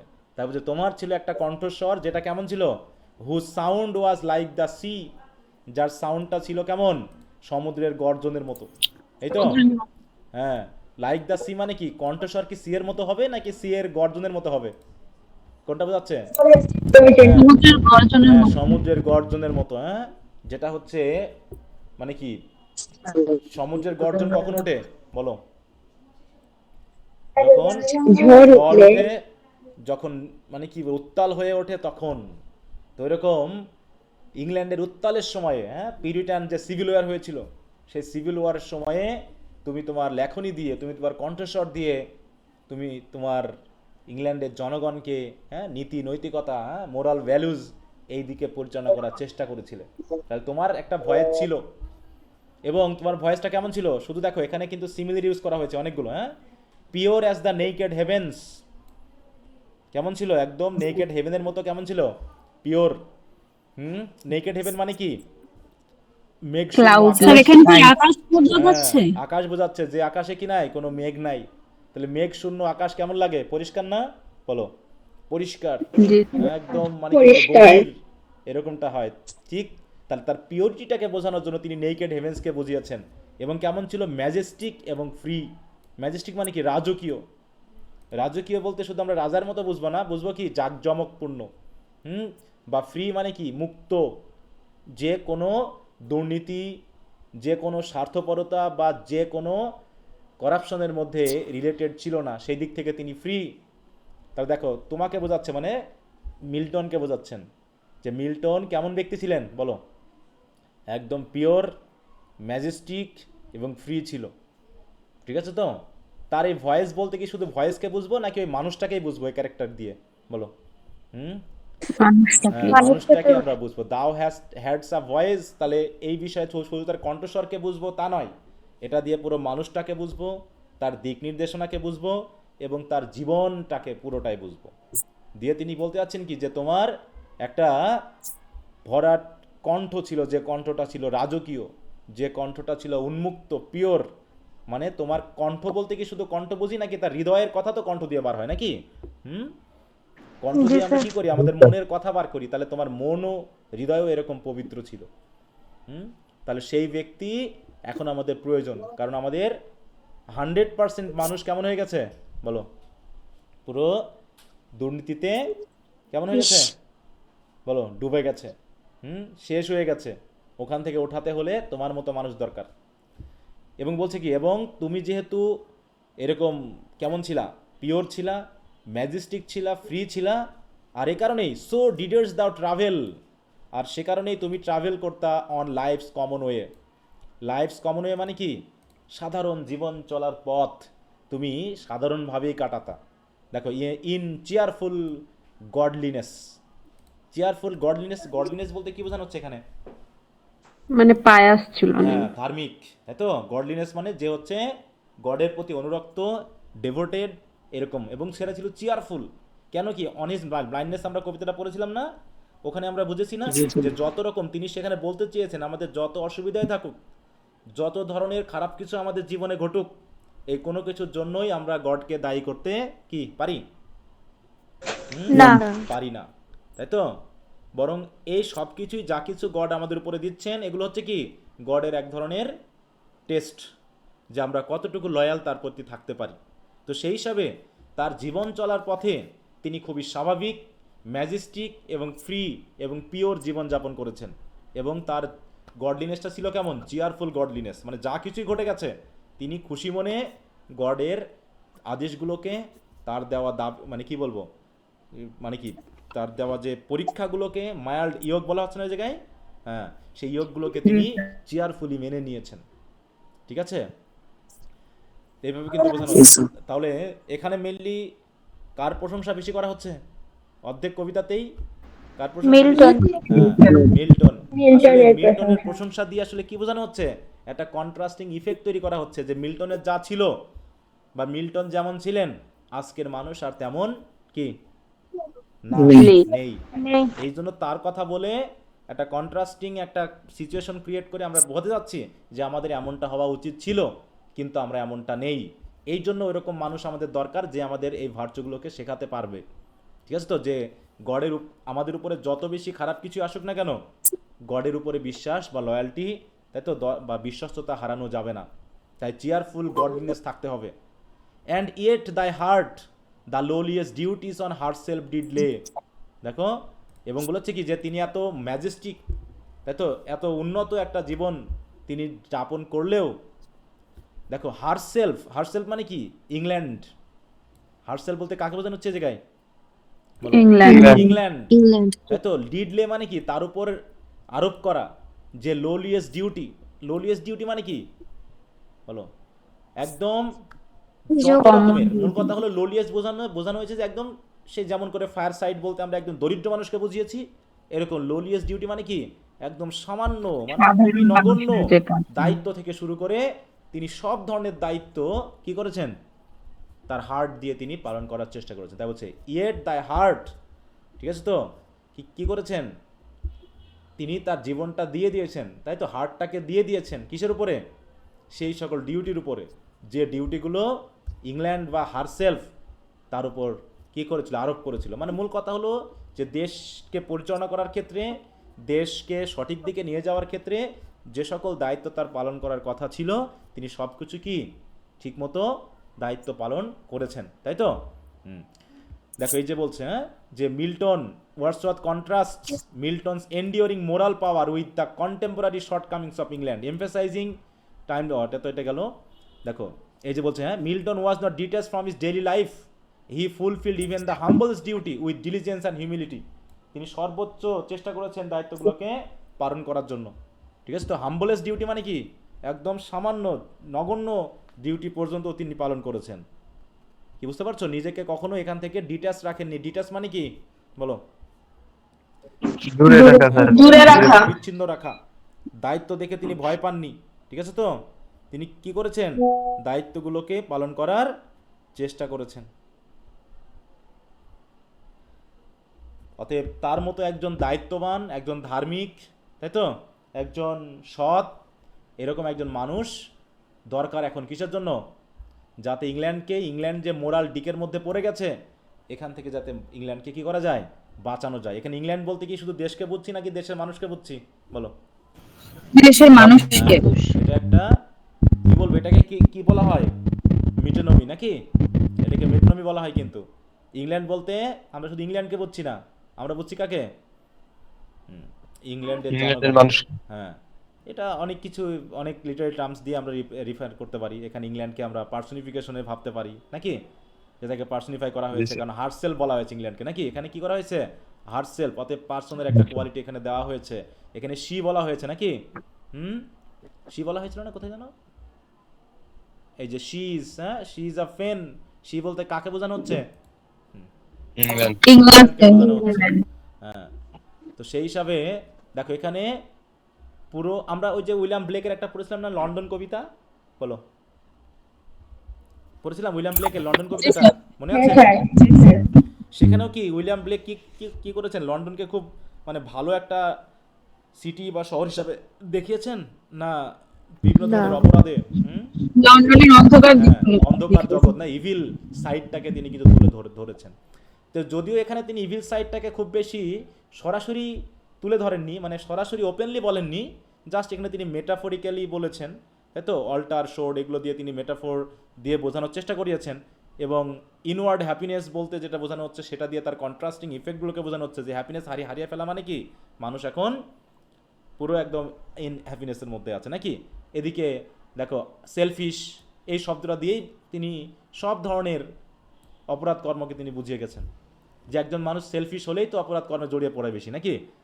যে সেলফিশ সেই তো অপরাধ কর্মে অটোমেটিক জড়িয়ে পড়বে এবং মানুষকে কি করবে, ঠকাবে, তাই না। তার অবস্থান থেকে চেষ্টা করবে তাকে কিভাবে দূরীভূত করা যায়, হ্যাঁ, এবং নিজের স্বার্থটাকে উদ্ধার করা যায়, এটাকে মেনলি বোঝানো হয়েছে। তো যাই হোক, তাই এখানে আমরা আলটিমেটলি যেটা পাচ্ছি সেটা হলো কি, দেখো, in London 1802 Wordsworth transform a short sonnet into a profound moral meditation, এটা on society, virtue and leadership. England is depicted as a nation morally stagnant and spiritually impoverished, in need of figures and integrity and wisdom, যার এখন এরকম integrity এবং উইজডমের, তাই তো, কিছু মানুষের প্রয়োজন। ফিগার্স মানে কি, এখানে মানুষকে বোঝানো হচ্ছে।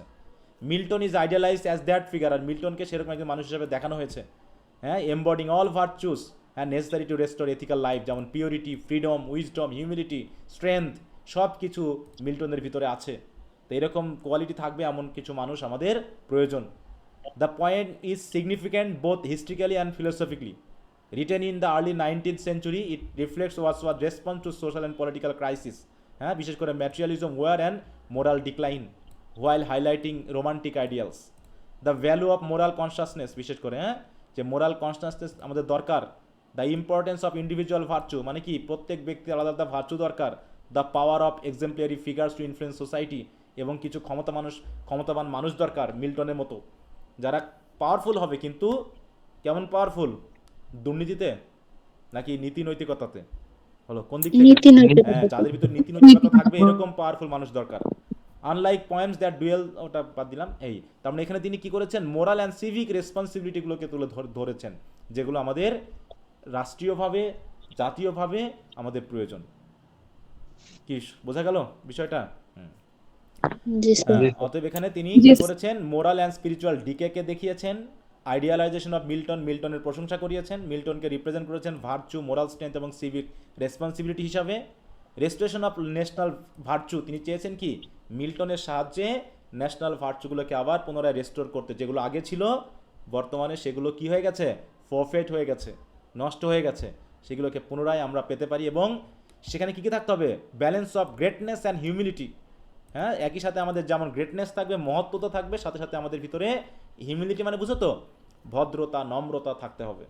আমরা অধিকাংশ যে একটু সফল ব্যক্তি হয়, যে একটু ক্ষমতাবান হয়, সে কি আর হাম্বল থাকে বলো? অহংকারী হয়ে যায়। নাকি সে প্রাউড হয়ে যায় ইডিপাসের মতো? বলো।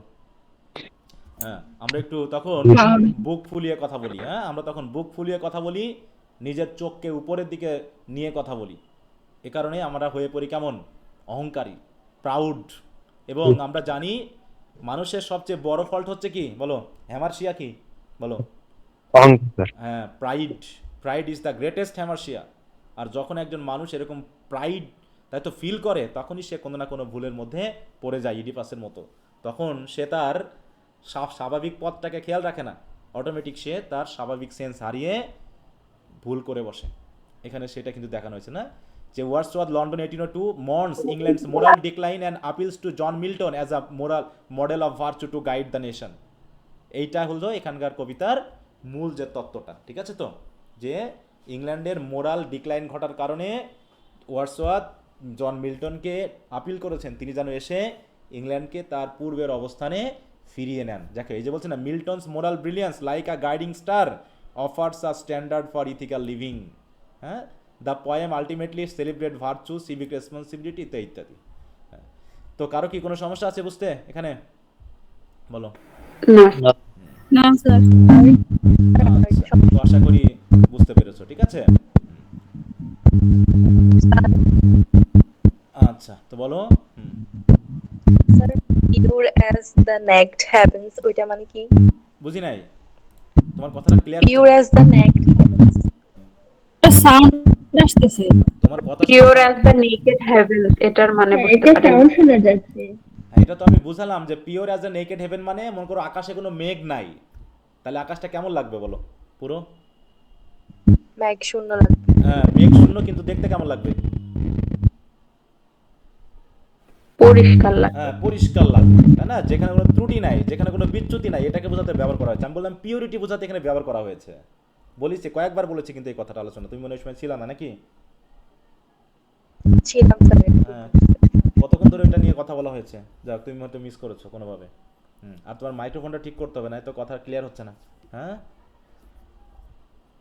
আচ্ছা, দেখো এখানে সব দেওয়া আছে, তোমরা চাইলে এখান থেকে দেখে নিবা যে pure as a naked heaven বলতে আসলে কি বোঝানো হয়েছে, কোথায় এটা, এই যে দেখো এই জায়গায় যদি খেয়াল করো, Milton's are describe as a vast and powerful carrying moral and spiritual weight, they are pure lofty and unbound. তাই তো, আকাশের মতো সীমাহীন, এটা বোঝাতে ব্যবহার করা হচ্ছে, যেখানে কোনো মেঘ নাই, পরিষ্কার, মানে পিওরিটি। কিন্তু এটা হচ্ছে পিওরিটির পরিমাণটা কেমন বলো, একদম ডিপ, যেটা আমি বলেছিলাম। হ্যাঁ, যেমন ডিপ লাগে না আকাশ, আকাশের কোনো কি সীমা আকাশের আছে? মতো সীমাহীন। হ্যাঁ, সীমাহীন, তাই তো, গভীর, এটাকে বলতে ব্যবহার করা হয়েছে আরো, ঠিক আছে।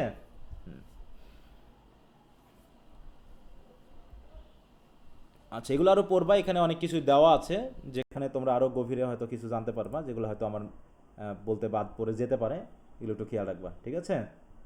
এটা পুরোটা পড়ে নিবা সবাই, শীটগুলো ঠিক মতো পড়ো তো সবাই নাকি? জি স্যার। যে আমার কোনো কিছু হয়তো বলতে বাদ পড়ে গেলেও যাতে এগুলো আমরা পেয়ে যেতে পারি, কারণ বই ছাড়া বা ইয়া ছাড়া তো পড়া মুশকিল হয়ে যায়, কারণ আমাদের দেখতে সবসময় খেয়াল থাকে না কোনটা বলতে গিয়ে কোনটা বাদ পড়ে গেছে, কোনটা বলা হয়নি, এরকম। এখানে যদি গুছিয়ে দেওয়া আছে একটু পড়ে নিবা। ওকে, তো এরপর আমরা সেকেন্ড যে কবিতাটা আছে সেটা পড়ব।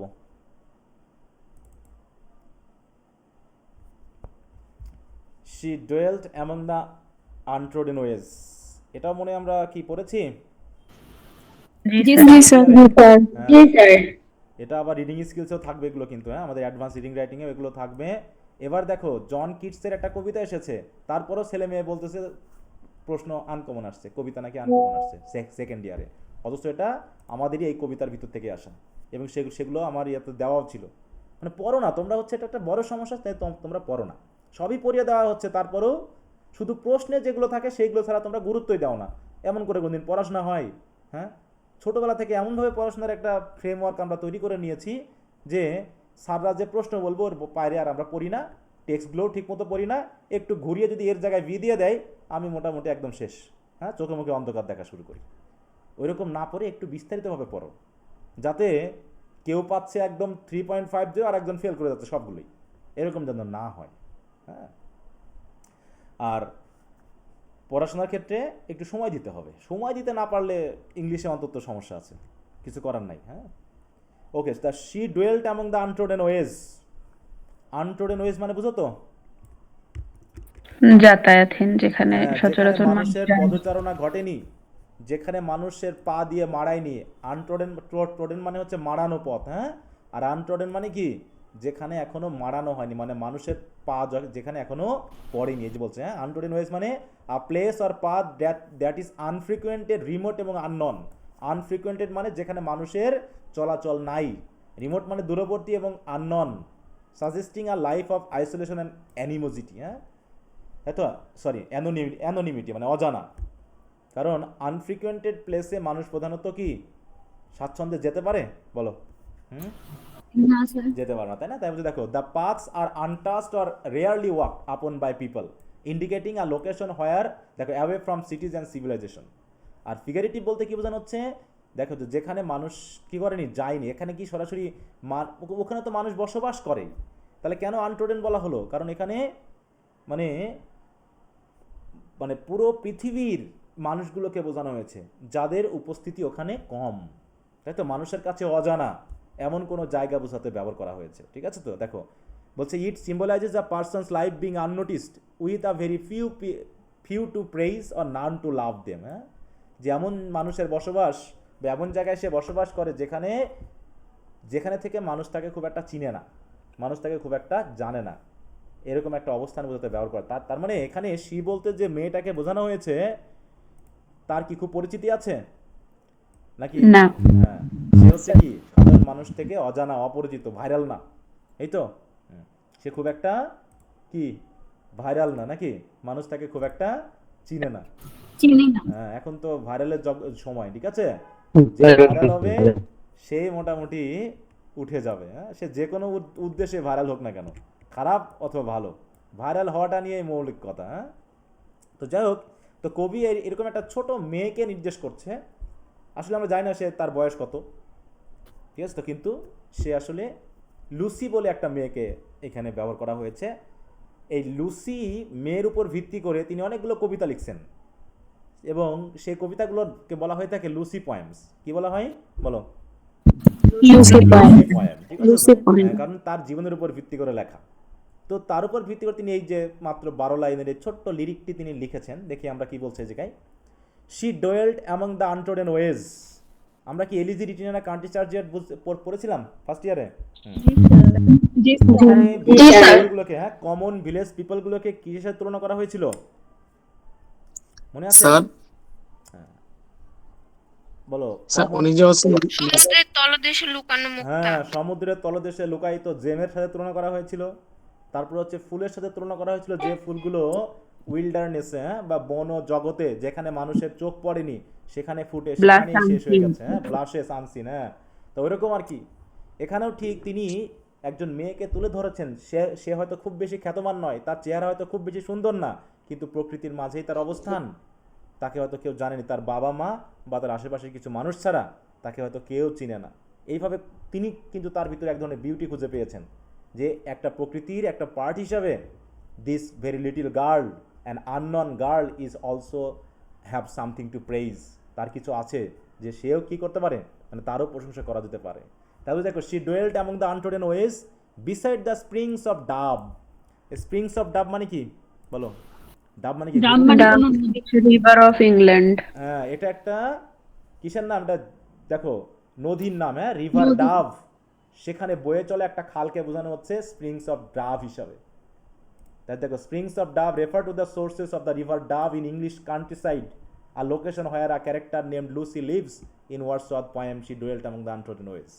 তাহলে সেই রিভার ডাবের, ঠিক আছে, তো হয়তো পাশে বা মানে একটু ঝর্ণা বুঝো না, নদী বা খাল, তার পাশে হয়তো একটা বাড়ি ছিল, সে বাড়িতে সে বসবাস করত।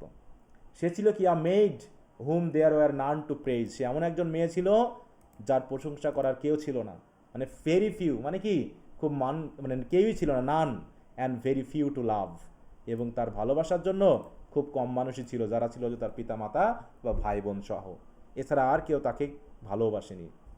এরকম একজন মেইড বা একজন ইয়ং গার্লকে তিনি তুলে ধরেছেন আমাদের কাছে, এবং এখানে কম্প্যারিজন করেছেন তিনি, হ্যাঁ, যে she was a violet by a mossy stone, সে দেখতে কেমন ছিল বলো, একটা ভায়োলেট, ভায়োলেট বলতে কি বোঝানো হচ্ছে জায়গায়, কোনো ফুল।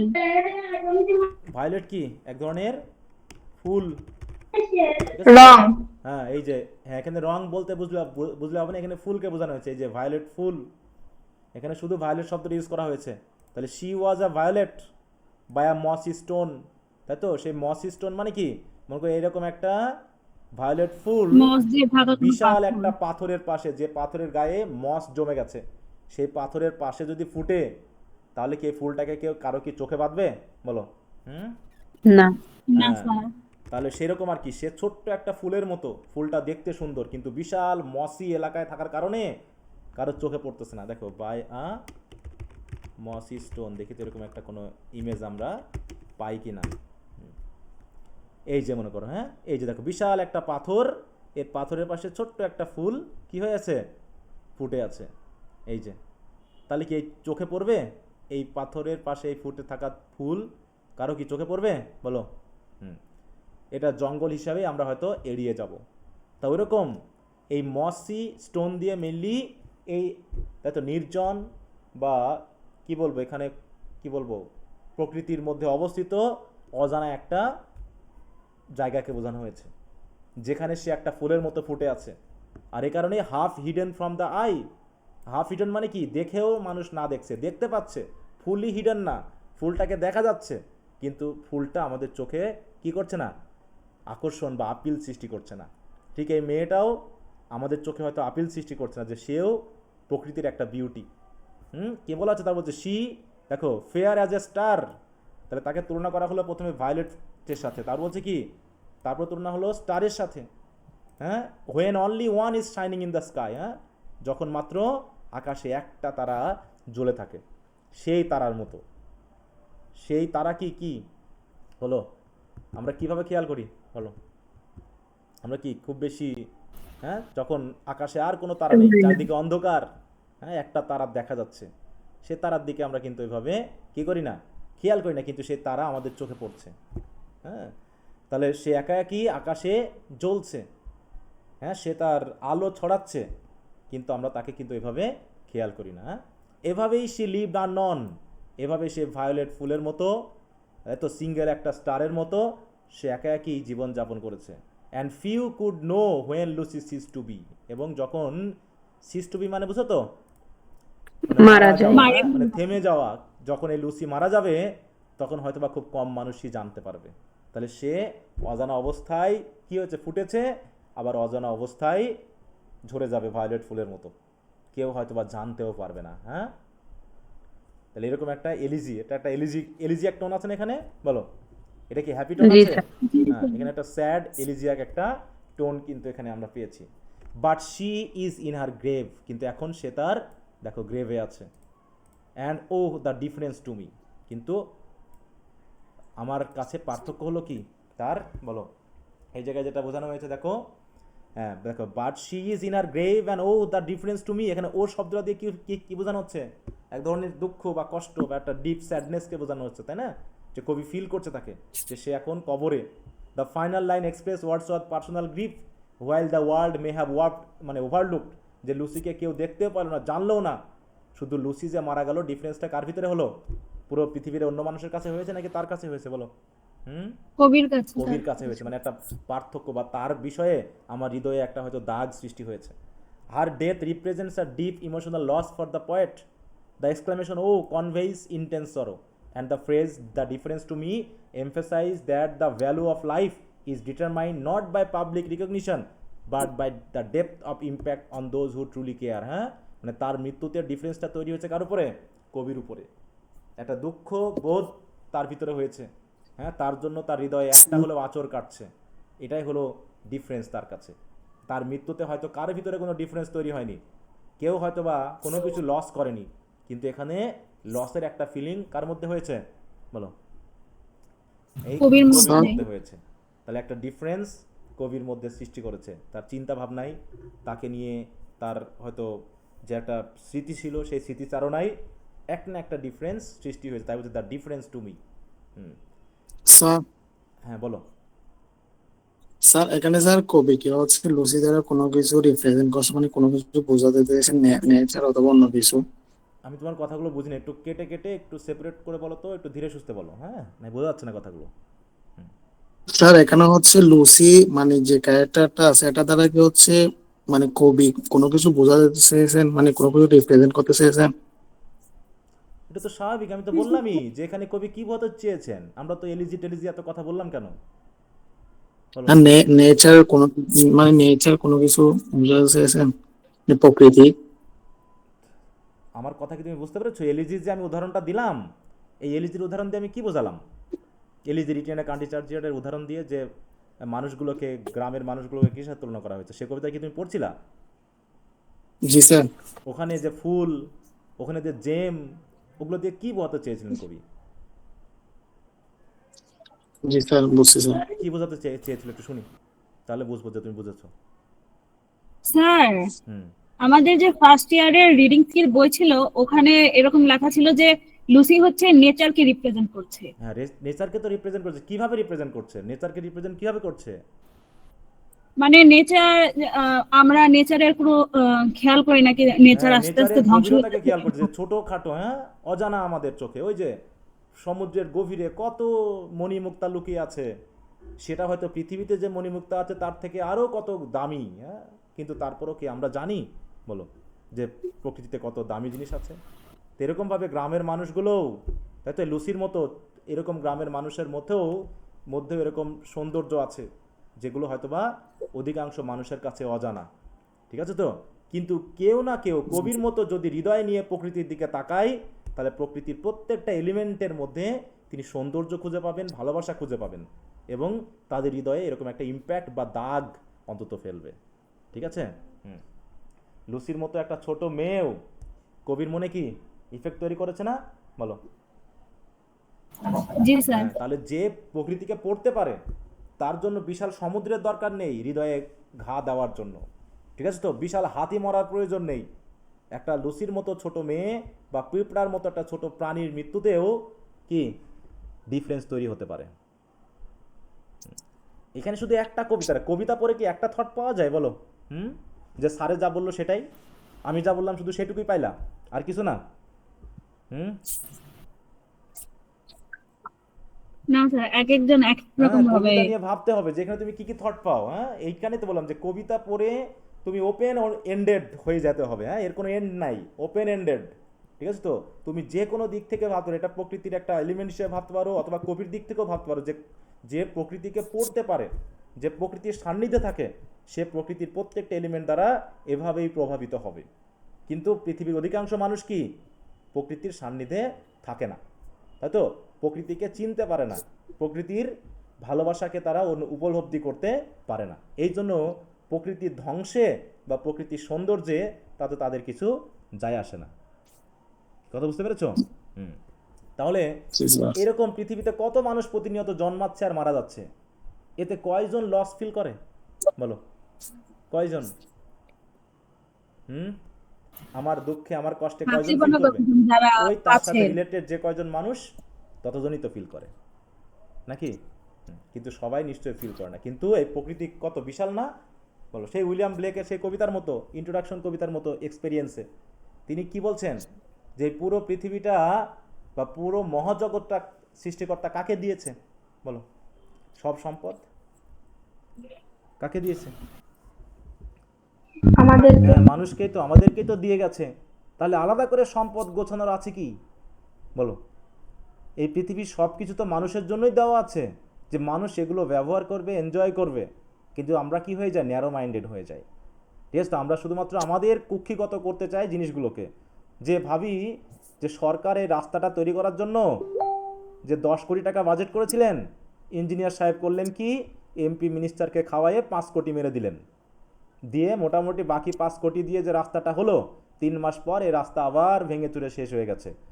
ঠিক আছে, তো এতে অবশ্য ওই ইঞ্জিনিয়ারের কিছু যায় আসে না, ওই মন্ত্রীর কিছু যায় আসে না। আসে কি বলো? তারা ওই রাস্তা দিয়ে যখন যাবে, ওই গর্ত দিয়ে তাদের কোনো ক্ষতি হবে না, কোনো ডিস্টার্ব বোধ তারা করবে না। ওই গর্ত দিয়ে করবে বলো? না, হ্যাঁ, ওই গর্ত যে হয়েছে ওর জন্য তারা ডিস্টার্ব বোধ করবে না, কারণ ওরা অলরেডি এই গর্ত থেকে যে টাকা পেয়েছে, ওই টাকা দিয়ে ওই গর্ত বুঝে গেছে, ওই গর্তের ইফেক্টটা পড়বে বাকি সাধারণ জনগণের উপরে। ঠিক আছে, তাহলে এখানে যে পুরো পৃথিবীটাকে বোধ করা, প্রকৃতিকে বোধ করা এবং সকলকে নিয়ে একটা সান্নিধ্যপূর্ণ জীবনযাপন করার মধ্যে যে ভালোবাসা বা ইমোশনাল যে অ্যাটাচমেন্টের ব্যাপারটা আছে, সেটাকেও তিনি কিন্তু এই কবিতার মধ্য দিয়ে রিপ্রেজেন্ট করতে পারেন। আর কি কি রিপ্রেজেন্ট করবে তার শেষের দিকে আমি একটা কিন্তু পার্ট দিই, সে পার্টটার নাম কি বলো? প্রত্যেকটা রাইটিংয়ের শেষে একটা পার্ট আছে এই শিটে, কি সেটা কে বলতে পারবা? কনক্লুশন না, এখানে আমার টোটাল কয়টা পার্ট থাকে? প্রত্যেকটা শিটে কয়েকটা পার্ট আছে। একটা হচ্ছে ব্যাকগ্রাউন্ড অ্যানালাইসিস, হ্যাঁ, থিমেটিক অ্যানালাইসিস, যেখানে কি কি থিমেটিক ব্যাপার আসতে পারে। প্রথমে থাকে ব্যাকগ্রাউন্ড অ্যানালাইসিস, তারপর থাকে টেক্সট, তারপর থাকে সামারি, ডিটেল সামারি, শুধু শর্ট সামারি আমি দেই নাই। তারপরে থাকে হচ্ছে কি বলো? ক্রিটিক্যাল অ্যানালাইসিস, এখানে স্টাইল টাইল থেকে শুরু করে বিষয়গুলো থাকে। তারপর থাকে থিমেটিক অ্যানালাইসিস। এই 5টা জিনিস যদি তুমি পর পড়ে যাও, তোমার একটা টেক্সট সম্পর্কে আশা করি ক্রিটিক্যাল থেকে শুরু করে থিমেটিক থেকে শুরু করে সব বিষয়ে ধারণাটা অবশ্যই এসে যাবে। ঠিক আছে, ওগুলো পড়ো তো সবগুলো নাকি? হ্যাঁ, জি স্যার। না দেখে ভয় পেয়ে যাও স্যার যতগুলো দিয়েছে বইয়েও এত নাই, হ্যাঁ তাই তো? না স্যার, এই যে অল্প অল্প করে একবার করে পুরোটাই পড়ি। হ্যাঁ, একবার পড়লে যথেষ্ট। দেখো এখানে কি আছে? আইসোলেশন, হ্যাঁ, আমরা প্রকৃতির সান্নিধ্য থেকে দূরে থাকি। হ্যাঁ, এখানে কি সোশ্যাল অবস্কিউরিটি বা আইসোলেশনকে নির্দেশ করা হয়েছে। এখানে ছোট একটা মেয়ের কথা বলা হয়েছে, কিন্তু ও একটা উপলক্ষ মাত্র, ও একটা কি মেটাফরিক্যাল একটা মেয়ে মাত্র। কিন্তু এখানে তিনি অনেক কিছু বোঝাতে চেয়েছেন, যে প্রকৃতি থেকে আমাদের যে দূরত্ব সেটাকেও তিনি বোঝাতে চেয়েছেন, সামাজিকভাবে আমাদের যে দূরত্ব সেখানেও কিন্তু তিনি বোঝাতে চেয়েছেন হয়তোবা। হ্যাঁ, তারপরে কি এখানে কি বলছেন? যে কানেকশন উইথ নেচার, এই যে কানেকশন উইথ নেচার এই ব্যাপারটা। তারপর হচ্ছে মোরালিটি অ্যান্ড দেখো মর্টালিটি অ্যান্ড ট্রানজিয়েন্স, আমাদের জীবন কতটুকু বলো? মৃত্যু আসবে এবং আমরা একসময় সবাই মারা যাব। সে ছোট হোক, তাই তো লুসির মতো একটা ছোট মানুষ হোক, আর আমাদের সেই বিশাল প্রেসিডেন্টের মতো কেউ হোক, সবাই এই মৃত্যুর সান্নিধ্যে আসবে এবং সবাই একসময় লুসির মতো হারিয়ে যাবে। ঠিক আছে, তো এইভাবে শুধু মানুষ না, প্রকৃতির প্রত্যেকটা এলিমেন্ট মৃত্যুর স্বাদ অবশ্যই গ্রহণ করবে কি না বলো? আচ্ছা, তারপর কি বলছে? Personal grip and emotional resonance. আর এই হারিয়ে যাওয়াতে, হ্যাঁ, এই যে এত মৃত্যু, এই মুহূর্তে কি কেউ মরেনি? আমি যে মুহূর্তে কথা বলছি বলো, এই মুহূর্তে ঠিক কেউ না কেউ মারা গেছে। তাতে কি আমাদের কোনো যায় এসেছে বলো? দুঃখবোধটা হচ্ছে মানুষের সম্পূর্ণ পার্সোনাল একটা বোধ। ঠিক আছে, তো সে যার সাথে অ্যাটাচ থাকে তার কষ্টে দুঃখেই সে দুঃখ পায়।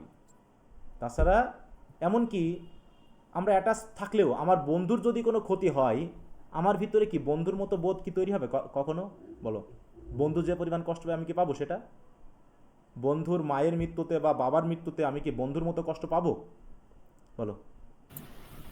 না স্যার, আমি পাবো নিশ্চয়ই। ঠিক আছে, তো ওইরকম যে অ্যাটাচ থাকে, যে কানেক্টেড থাকে, সেই মাত্র একজনের দুঃখে বা কষ্টে সেও দুঃখ পায়। যেমন কবি লুসির সাথে কি কানেক্টেড, রিলেটেড, এই জন্য ডিফারেন্সটা তার সাথে হয়েছে, আর প্রকৃতির কারোর সাথে হয়নি বা হবেও না। ঠিক আছে, এরকম পার্সোনাল গ্রিফের কথা বলা হয়েছে। তারপরে the Sublime in ordinary. Sublime মানে কি? মানে বিশালত্ব, মহত্ব, হ্যাঁ, বা কি বলে এক্সিলেন্স, যে প্রকৃতির ছোট্ট একটা এলিমেন্টের মধ্যেও একটা অর্ডিনারি, এত কোনো বিষয়ের মধ্যেও বিশাল প্রাকৃতিক সৌন্দর্য কিন্তু লুকিয়ে থাকতে পারে। একটা ছোট্ট কি টিকটিকি যে পরিমাণ সৃষ্টিকর্তার মহত্বকে রিপ্রেজেন্ট করে, আমরা ওই মহত্ব কি নিজেরা ক্রিয়েট করতে পারবো কখনো? বলো। একটা ছোট টিকটিকি বা একটা পিঁপড়া, বলো, একটা পিঁপড়া সৃষ্টিকর্তার যে মহত্বকে রিপ্রেজেন্ট করে, আমরা কি সেই পরিমাণও তৈরি করতে পারবো কখনো? বলো। একটা পিঁপড়া কি আমরা তৈরি করতে পারবো? মেরে ফেলে এটাকে জীবন দিতে পারবো? না স্যার। নিশ্চয়ই আমরা পারবো না। তো এরকম ভাবে তিনি দেখিয়েছেন যেটা ছোট্ট অর্ডিনারি জিনিসের মধ্যেও যে সাবলাইম বা এক্সিলেন্স রয়েছে নেচারের বা সৃষ্টিকর্তার, সেটাকে এখানে বোঝায়। তাই দেখো, the poem explore the theme of sublime within ordinary existence. The Lucy's life is modest and largely hidden from public view, yet it possesses extraordinary emotional and moral significance. ওইতে যেমন হচ্ছে ভায়োলেটের সাথে তুলনা করা হয়েছে না, ভায়োলেট, তারপর হচ্ছে কি স্টারের সাথে তুলনা করে দেখানো হয়েছে যে সেগুলোর মতো সে এরকম সৌন্দর্য, এরকম মহত্ব বা এরকম একটা বিশালত্ব তার ভিতরেও থাকতে পারে। আলটিমেটলি নেচারের প্রতি ভালোবাসা, যেটা রোমান্টিক আইডিয়াল, সেটাকে তিনি এখানে রিপ্রেজেন্ট। তার মানে থিমেটিক আইডিয়া অনেকভাবেই তুমি ধরতে পারো, অনেকভাবেই আনতে পারো। যত বেশি তুমি গভীরে পড়বা, যত বেশি পড়বা, এক একবার কবিতাগুলো এক একটা থট তোমার মাথায় এনে দিবে। ঠিক আছে?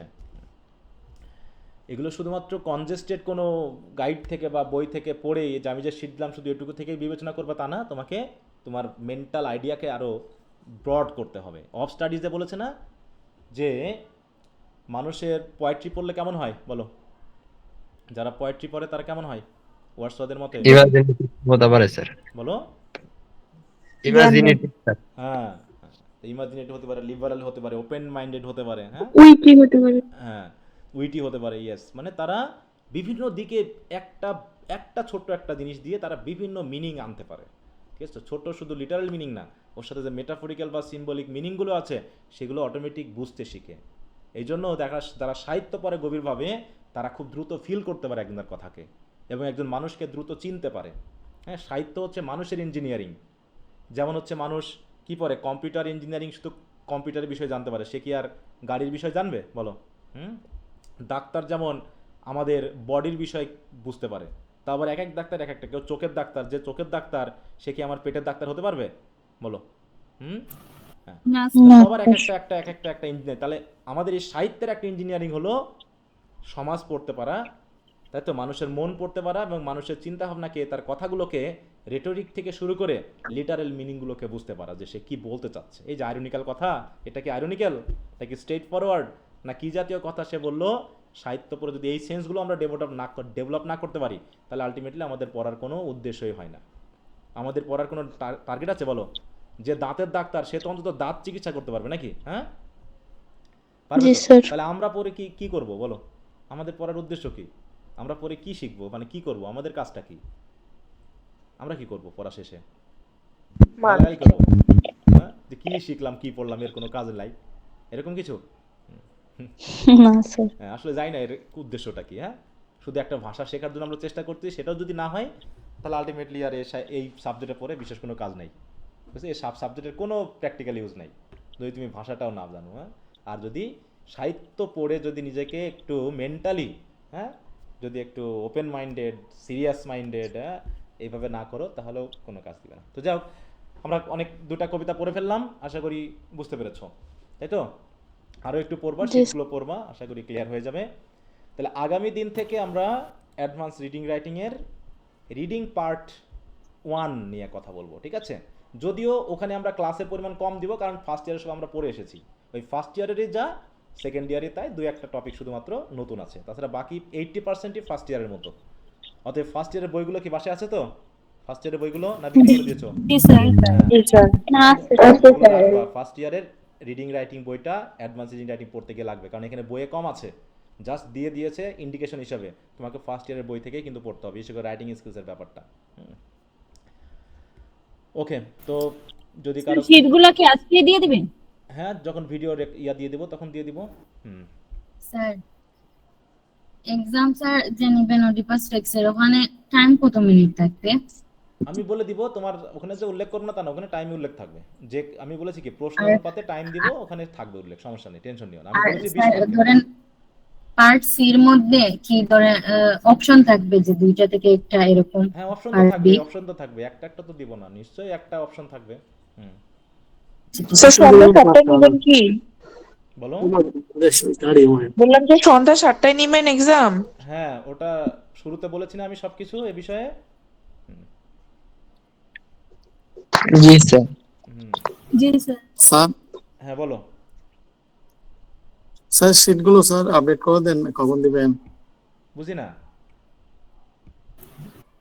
গুগল ইয়েতে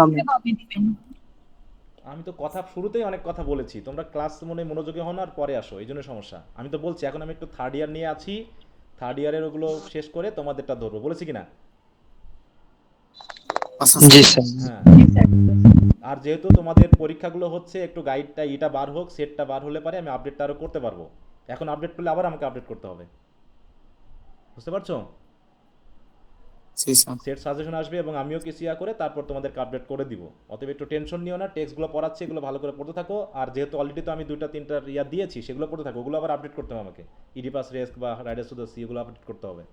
হ্যাঁ, ওই জন্য টেনশন নিও না, পড়া তো দিচ্ছি। এগুলো কি পড়তেছো নাকি তোমরা সেই যা দেই নাই তা নিয়ে টেনশনে আছে বলো? স্যার পড়তেছি। মানে যা দিই নাই মানুষের টেনশন থাকে ওগুলোর উপরে, যা দিচ্ছি সেগুলো কিন্তু জমতে থাকে। হ্যাঁ, ওগুলো বেডের নিচে জমতে থাকে। আর স্যারে কি দিচ্ছে না ওটা নিয়ে কিন্তু টেনশন কাজ করতেছে সবার। স্যারে কি দিচ্ছে না, সব কিছু সময় মতো পেয়ে যাওয়া, কোনো টেনশন নেওয়ার কিছু নাই। কিন্তু যখন যেটা দিচ্ছি সেগুলোকে ভালো করে বুঝে নাও, পড়ে নাও, ঠিক আছে? হ্যাঁ।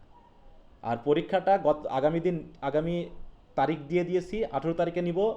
20 মার্কের কোশ্চেন হবে, একটা ব্রড কোশ্চেন লিখতে হবে, একটা শর্ট কোশ্চেন লিখতে হবে, আর 6টা ব্রিফ কোশ্চেন লিখতে হবে। এই হচ্ছে 20 মার্ক। প্রতি মার্কের জন্য কত মিনিট বলো? আমি দিই 3 মিনিট। 3 মিনিট। তাহলে কত মিনিট হবে 20 মার্কে? 1 ঘন্টা 1 60 ঘন্টা। মিনিট। হ্যাঁ, তাহলে 1 ঘন্টার মধ্যে পরীক্ষা দিতে হবে। আর কারো কোনো প্রশ্ন আছে? না স্যার। আচ্ছা, ঠিক আছে। ওকে, তো ঠিক আছে, সবাই ভালো থাকো। ওকে, গুড নাইট।